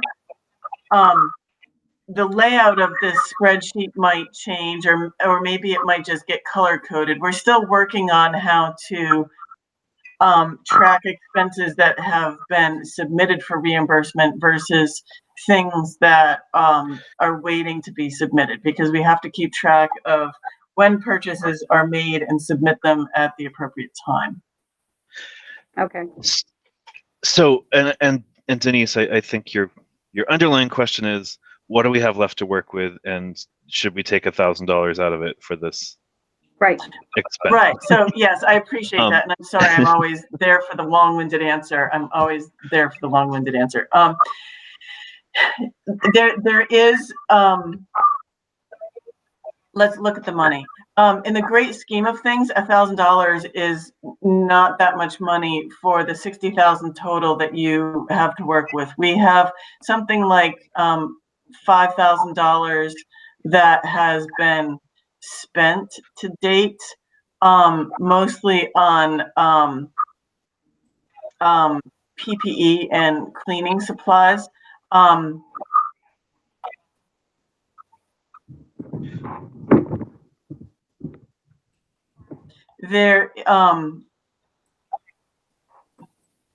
We have probably another 10 in technology, and you know that there are still other things that the board hasn't decided about technology, because I haven't had the time to continue to look into it to give you those things. So welfare, by the way, is one of the things that is CARES Act reimbursable. The governor did just lift the stay of evictions, so people will start getting evicted soon. The governor allocated $35 million to help with that. So CAP will be getting lots of funding to help people who are going to be facing eviction soon.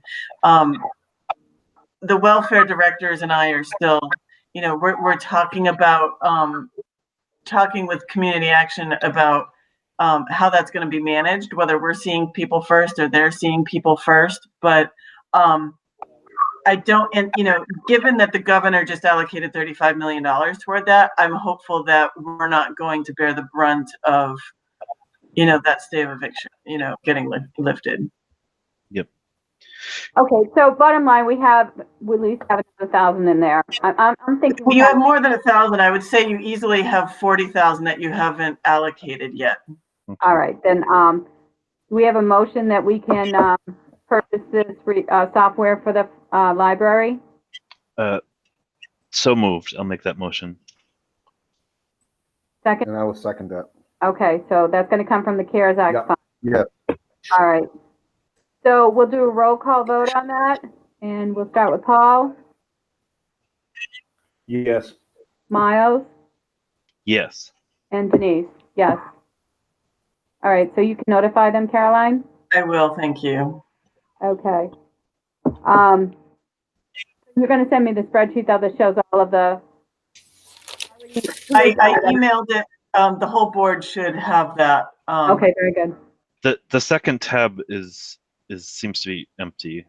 It is empty because he moved it all over to the front because okay. It's still an adjustment, I guess is what I'm saying. Like, we're keeping track of things, but we're still working on how do we categorize them to keep track of whether or not they've been reimbursed yet or not. Okay. So but at least it's mostly there. Okay, so going back to if the town opens and we need to supply the mask, how are we going to obtain that? Then I would say we're gonna buy a bunch of masks, and that would be submitted for FEMA reimbursement because PPE and sanitation supplies go under FEMA. But have either the fire department or the police department indicate that they are having a slow time getting these? Or I know Bob got a big shipment of them, right? Did we put some in town hall? Town hall has a supply, yes. If we open to the public, I would anticipate that, we'll be, using more of them. It's really hard to quantify, how quickly we're going to, go through them. And if we, we may have to close abruptly if we run out of masks and can't get more readily. Okay. For sure, Can you just follow up with, was it Bob the one that got those? Yes. Follow up with them to see, if we even open by appointment or whatever. Because I don't think we're there yet to open up, to be honest with you. But if we can do it by appointment on the hard things that Kate needs to get done, and actually better to do it in person, and she's willing, I'm okay with that. But I don't think we open the doors right now, right? We determined that, right? Yes. I agree with that. Okay. So we want to have the means of having that stuff when this starts to happen. So if you can just touch base with Bob and find out what we have to do when supply and demand is still okay.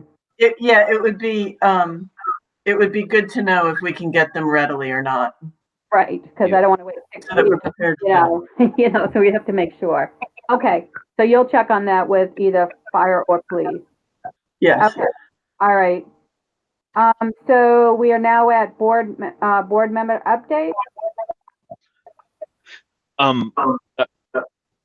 didn't really have anything. The thought crossed my mind that we need to start preparing for CIP. I know that seems crazy already to start talking about budget again, but I think what we did last summer worked really well. Did I get reappointed to CIP? I think I did. I believe you did. Okay. So I'm going to start setting up some meetings, at least to get some conversations started with our committee members there. You're going to do it electronically, right? Yeah. Yep. So I'll work with you, Caroline, to get them posted and Sure. that stuff. All Okay. right. Yes. Thank you for that, Miles. That is on my list too, that we are heading into CIP season, as we did it last year, which I think worked really well, trying to get CIP done and organized before so that those recommendations are to the select board before you really start evaluating department budgets. So Yep. as much as, we all like to take it easy in the summer, it's just, prep for the fall and budget season. So the budget committee has published their draft schedule. Denise, you have that, and maybe you could share it with the board so that the board can get a sense when you get a chance of where we are, where they're at for what the schedule will be this fall, so that we can work backwards and talk to the department heads about when their budgets are going to be due to the select board and like that, because I've given them a verbal heads up that we're getting close to that, but it is coming sooner rather than later. All right, I will send it out tomorrow. Thank you. Okay. And Paul, you have a rec meeting this week, right? That's correct. Wednesday the 17th. All righty. And I don't have anything on my plate. I might pop in on the rec meeting just to hear what's going on. But that's all I have. All right. Town administrator update. There's a lot of stuff going on. The planning board met last week and issued conditional approval to an excavation company that is going in on Greenview Drive.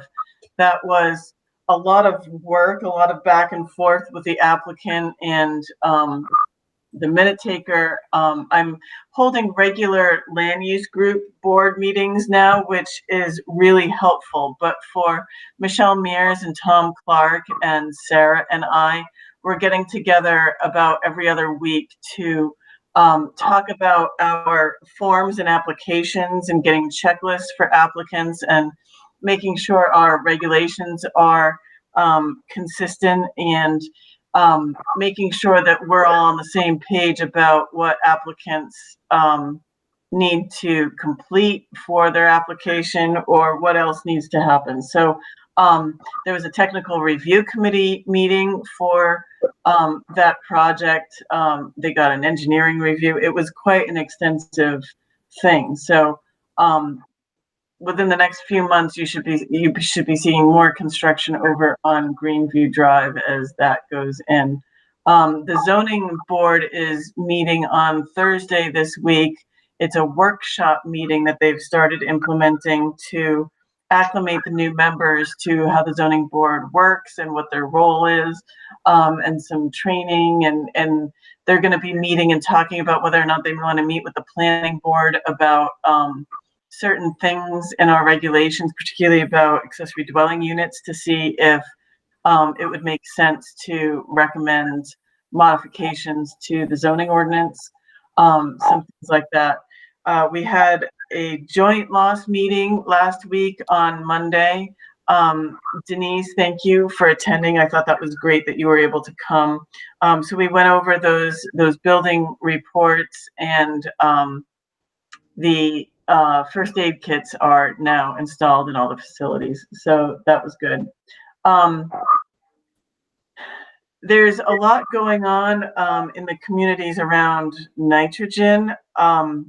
We have submitted the letter to DES asking them to retract their letters to EPA, which are the basis of our nitrogen, our pending nitrogen permit.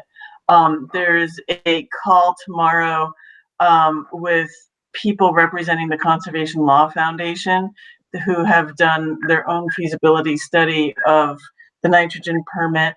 And they have found it to be a workable permit, and we're going to go listen to in what way they find it to be workable. But within the next couple of weeks, I anticipate that the communities will be discussing and looking to one another about what are the avenues for litigation. Do we want to pursue litigation? What can we potentially get from that? What might the cost be, and what would the cost sharing look like, and all those things. So Those meetings are during the day. I don't know if any of you have the ability and want to attend them. They typically go for 1 to 2 hours.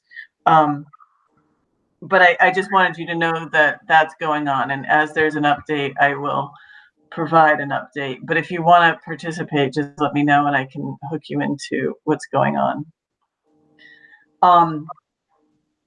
The Municipal Association Policy Committee is wrapping up its work. That's been a really great experience meeting people from all over the state as we participate in trying to help the Municipal Association understand what our priorities are with lobbying the legislature for things that would benefit municipalities for change in the upcoming season. Once that is approved, I will forward that to you, what my group that dealt with land use, what they came up with for recommendations that will ultimately get approved by the legislative committee at the conference that's typically in November, which likely won't happen. So we'll see how that gets approved. But that was really important because I was able to fit in nitrogen into that, because where nitrogen is only affecting a relatively small number of communities in the state, it was important to be able to participate so that the Municipal Association could understand how it's affecting those 13 communities plus a couple in the western part of the state. So I definitely think Rollinsford will benefit from the participation that I was able to lend that group. So that was good. That's wrapping up. I'm currently working on job descriptions for the people that report to me that don't currently have job descriptions approved by the board. Those newer positions do have job descriptions, but people who have been around for a longer time, they either don't have one or it's not really clear that one was really approved. I'm really trying to make this a major priority for this year because the Budget Committee and the public continue to remind us that job descriptions and evaluations are really important. And of course, you can't evaluate people without a job description. So I'm working on that, and I will have them before you shortly as I get them finished. We've had we've had some health complaints going on. We had a trash issue, people not picking up their trash, complaints of that going on. Lots of inquiries for people wanting to buy property and finding out what the allowed uses are and process and things like that. There's yeah, and then we have our we have some things that are kind of waiting to go through planning and in legal process with our zoning violation and things. There are no major updates to report except that there's a lot going on and things are getting worked out. So it's been busy, but we're plugging away. So I have not, I just want to remind the board that I'm very aware that we've been talking about technology and it's still really important. I'm glad that the board was able to get as far as approving laptops for you all, which I think will provide better functionality. I do want to move toward getting signature software so that you all can function better remotely, and the permitting software. There's just a lot of things going on. I was in the office last week while Chuck was out because it provided a good opportunity to help cover the phones and things like that. And the phones are busy. I'm typically when I'm in the office, I'm not able to help with the phones as much as Chuck is because I'm on the phone. And if I'm on the phone, I can't answer the phone. So it was nice to be in the office for a little while, and now Chuck's back and we're all grateful. We're getting more done. I submitted the payroll last week. It's great to have more than one person who can do payroll. That's new. It's a great function. So Chuck was able to take a vacation week that was a payroll week because I can also do payroll. So I just want to call that out. That's a new thing, and it's really great that now people can take vacation because we have that redundancy that allows, so to Kate's point, about more than one person being able to do things, it really is helpful. So anyway, that's my update. Okay. So before we go into our non-public and community input, I just do we want to make a decision on what we want, based on what Kate's request was, or to have a conversation about what we want to do with that request? I think so. Just in general, I'm on board with getting her help.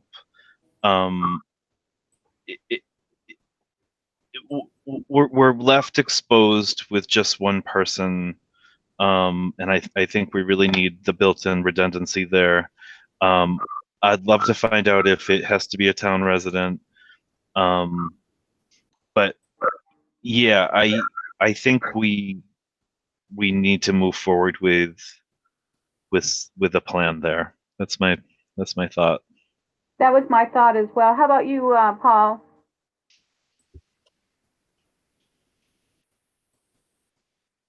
Paul?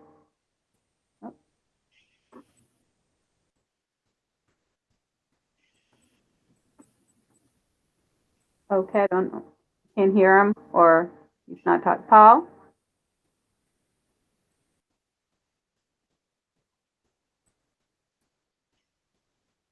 All right, my opinion was as well that, we should hire a person, call it a deputy. Do we have a job description for a deputy town clerk? Is there one? If they're really, I mean, deputy implies that they are, they provide the function of the person they are a deputy for. So I guess just be careful when you want to use the word deputy, because I think that's what limits you to hiring a resident, but also it kind of implies all the functionality of that elected position, as opposed to an employee that may be able to provide the same or most of the functionality without necessarily being an elected official. So no, we don't have a job description for a deputy. I think probably the law tells us, just like a town clerk, what the town clerk's job description is. It's really in statute, and I think you'd find the same for the deputy. Okay. So my thoughts is that we would, at this point, I would like to see maybe 10 hours a week to see how that helps for a deputy who can do all the functions that Kate does, so to say. And then I also would like to see Chuck trained in motor vehicle if that's allowed, because he's not a town resident. So we have to just get that cleared. But I would like to see it. Then you have 3 people who can do motor vehicle. Correct? So that's what I would like to see. Is that how do you feel about that, Miles? Yeah, I think that makes sense. Yep. So 10 hours a week. We'll get a job description. I don't know what the salary would be. It would be. We'll have to do more and put it on the next agenda. I hate to delay it though. I mean, we meet every 2 weeks, and then you delay this, and then we're going to be almost 6 weeks out. Can we vote to authorize it pending some of these question marks? I think we can, as long as we know what we're doing. I mean, I would say that we hire a deputy at 10 hours a week, and I would say not to exceed, I don't know, $12 an hour or whatever, something like that, or $10 an hour. They wouldn't get benefits, that kind of stuff.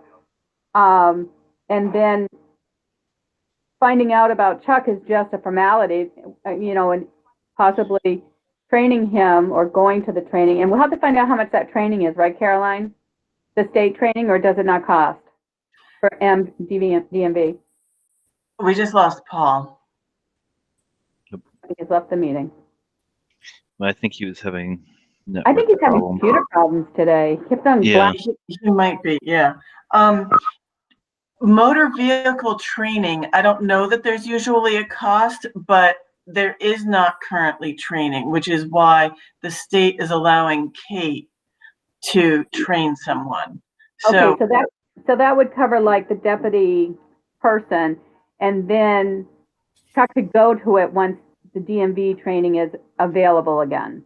so that's not anytime soon, and it won't be helpful anytime soon because they're not doing training virtually, they're not hosting training, and they also don't currently have a trainer. So if you want anyone trained, your opportunity for that is really just Kate. Well, we can see if she would be willing to do training for two at the same time. We'll see. And maybe not like on the same day and time, but Yeah. just, Right.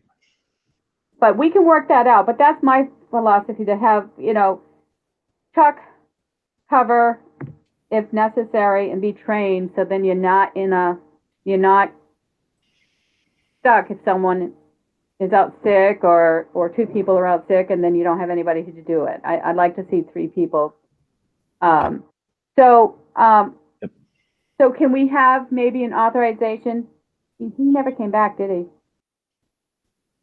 no, he didn't. So while he's, before you vote on something, let me just say that Chuck's busy and we're all busy. So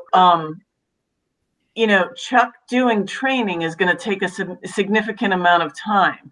If there are not additional hours allocated to him, then we're going to be dropping more balls. So We could do the allocation of time for Chuck at a next meeting or something. I just want to get this deputy one going. But I'm fine with that. Yeah. I just want to call that out that, I mean, you're okay with that, Miles, right? I am. I don't think you're going to be able to find someone for $10, $12. Okay, what is it? What does the person make? What does Kate make? Salary. She's making a salary, but she's something around 21 or 22. And I think she was hired at 15 or 18 or something upwards of that. All right, so let's do 10 hours at 15. Does that sound- that's kind of the number I had in mind. Okay. Yep. All right. I just didn't want to pay her more than I was paying Kate. No. Right. I didn't know what her hourly wage equaled out to. Yep. Okay, so if we have a consensus that we want to go forward and look for a job description, and once we have it, we can go ahead and just submit it out and try to get somebody, and whether or not it has to be a resident or non-resident for a deputy. Right. Those questions and get those answers, and then once we do, we can have it go out and get advertised, right? Does that make sense, Caroline? Right. Okay. I just want to reiterate that, we may need to call this position something other than a deputy if the word deputy obliges us to hire a resident.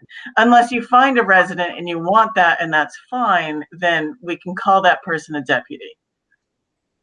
But see, my thought was that you would have your deputy and then you would have Chuck. I understand. It probably makes sense for the deputy then to be a resident, just so that if Kate is not going to rerun in March, we might as well just publish that to be a job for a resident, because the expectation is that they would run for the position in March. Right, because Chuck can't. So, but yeah. Yep. So in that case, we can publish it right away. We're going to have a job description.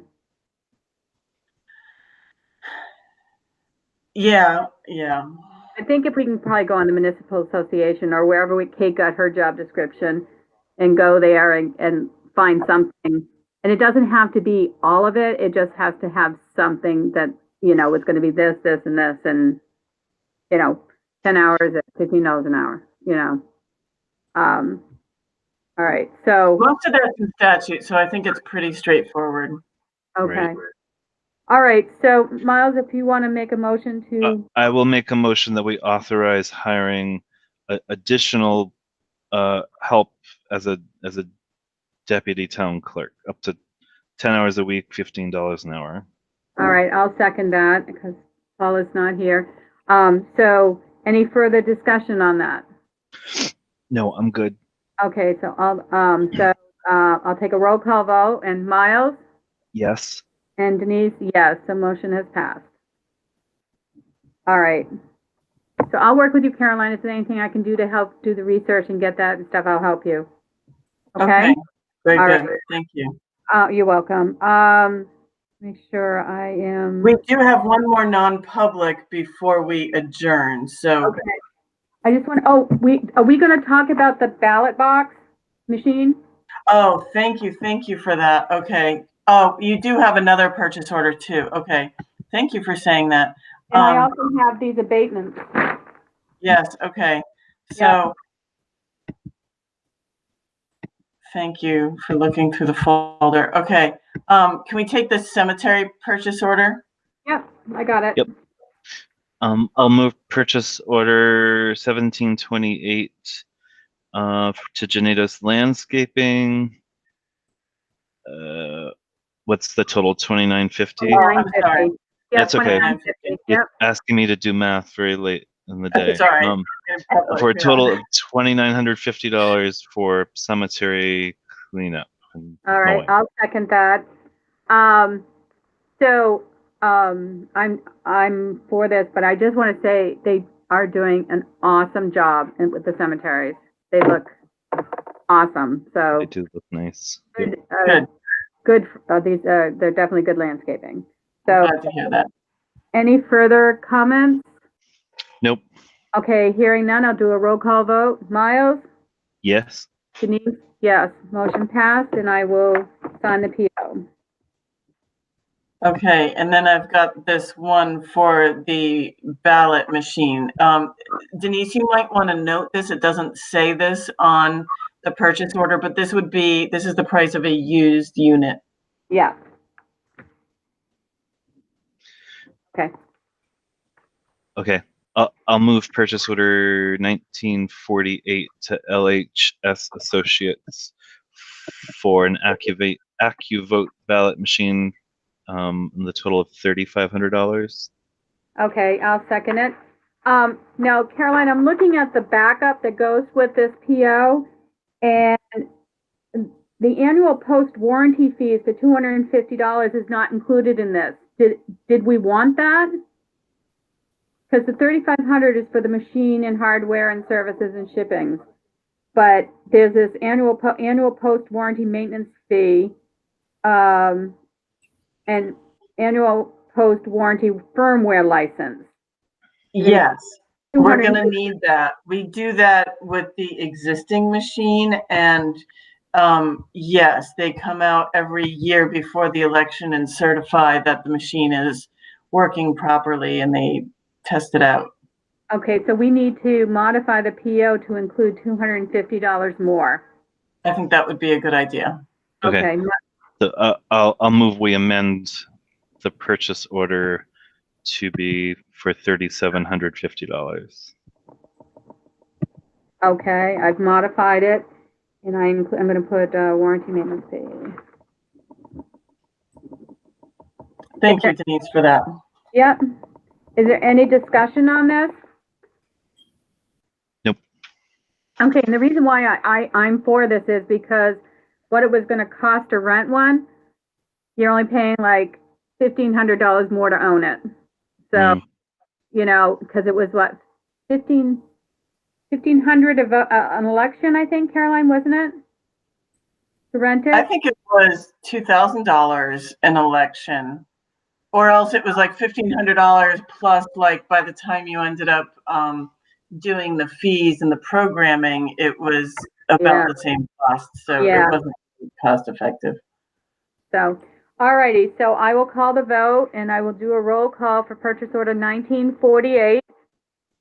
Miles? Yes. Denise? Yes. And also, okay, so I'm signing the PO.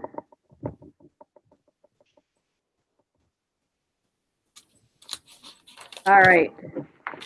And We have those abatement we forms. have those abatements. Now, abatement is, doing Wentworth, okay, yeah, the one for Wentworth Douglas trustees for the tax year of 2020, and the abatement is 124,22000. And Garrison Players. So both of these were issued tax bills by mistake. There will be another one coming for the church. It's not going to affect the tax rate or cash flow or anything else because this is the first issue billing. So it will all be corrected for the next issue billing, and all of the other residents receive the same tax bill that they would have anyway because it's the first issue tax billing. So anyway, it was an error and we caught it, and now we need to abate it. Okay. So I'll move we abate the tax bill for Wentworth Douglas Hospital and for Garrison Players. All right, and I'll second that. Caroline, we all have to sign this, right? Yes. Miles, I don't know if you made it into the office today anyway. not. Nope. But I can make sure that those are in the office. I can put them in the check folder so that they're Okay. so you can find them, and then I'll let Paul know. What I can do, Caroline, is I can swing by your house tomorrow and you can open your trunk and I'll stick the folder in there. That's great. I like All right. it. That works. Thank you. So we have a motion. So did I do a roll call already? You didn't. I didn't. Okay, so roll call vote. Miles? Yes. Denise, yes. Okay, I've already signed them and I'll put them in the file for the rest of them to sign. Do you know of anything else? I don't see anything else here, Caroline. Do you think that's No, I think that's it. all right? So now we need to go, a motion to go into non-public against, No, community. I'm sorry? Yeah, we need community I'm sorry. input. Community input. Nancy, you got anything to say? I do. Oh, okay, ma'am, sorry. No, I was thinking about the door. Now, why don't you just cut the door in half and make a Dutch door of the office doors? It's not that can't happen. It's just that it's not simple either. We got to find somebody who is able to do it, because you've got a wooden door on a metal door frame, and modifying the door so it can accept another hinge. You're going to need to move a hinge and create another hinge and modify the door to accept the hinge and the metal door frame, so that that's where it gets complicated, I think, is the metal door frame accepting another hinge. Sawzall would work. And then Something. if you were to take a piece off, you could put a little bit of a shelf on the bottom part so that people can write on that. Yes, I love that idea. I just, nobody felt very excited about doing the job, but Have you talked to our amazing road agent and assistant? I did, and they Oh. were not excited Oh, about Mhm. that. then that maybe it isn't going to work because they like to do that kind of stuff. All right. I will see if that's a really I don't want to, or if that's really like how much of an extraordinary lift is it really? Yeah, that to me would take care of the fire problems, and Well, and it's way more attractive too, and it kind of maintains the integrity of. you can buy one. You can buy doors like that. Probably very expensive, but Well, It's worth thinking about, though. But yeah, thank we you. should check it out. Yeah. Thank you, Salme. Nancy, no, nothing? Nancy, you're muted. Can't hear you. There you go. Good job. Okay. Okay, So after Salme said that, would that affect the fire hazard, the fire quality? I think it would, because it wouldn't be glass, it would be wood. Correct. Yeah, but yeah, now Right, you're. something to talk to Mark about. Yep. Yeah. So, Just was curious after I heard that, because I know that it would compromise it. Thank you, Nancy. compromising that way because you wouldn't have a slot in the window on the bottom. The door can be flush almost when it's closed. But I think it's the almost. Yeah. It's flush. My daughter has one. And it's like a regular door. When it's closed, yeah. Okay. You could easily have yeah. a little bit of flashing there. Mm-hmm. All right. Okay. And that's it. So let's go into non-public. We're going to non for personnel. Okay, and Salma, you're going to hang out, please, here until we come back. We shouldn't be long. Okay. All right. Thank you. We have to completely exit out of here and then go into. Yeah. Let me make a motion. Let me make a motion. Sorry. Okay. I move we go into non-public session for RSA 91:3, Section 2, Letter A for personnel. All right, and I'll second it. Roll call vote. Miles? Yes. And Denise, yes. All right. Okay. All right, now we have to get all the way.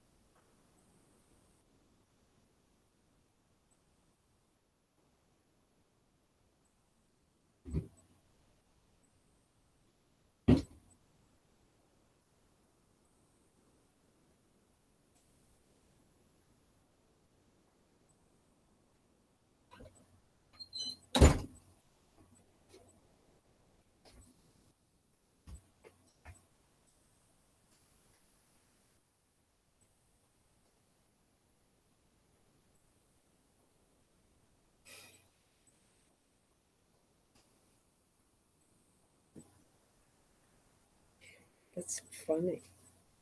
That is so funny.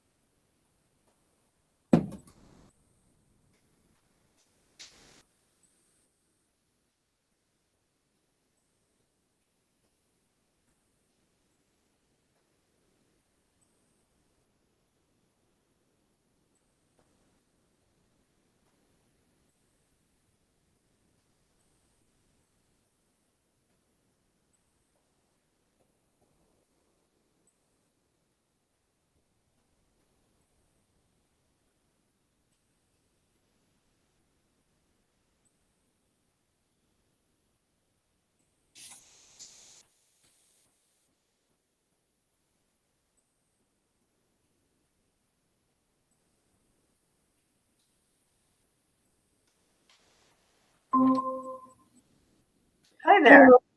Hi. So we lost Nancy, huh? Yes. Okay, we got Denise back. So we never got Paul back. And hi, Miles. So I don't know what happened to Paul. Yeah, I don't know.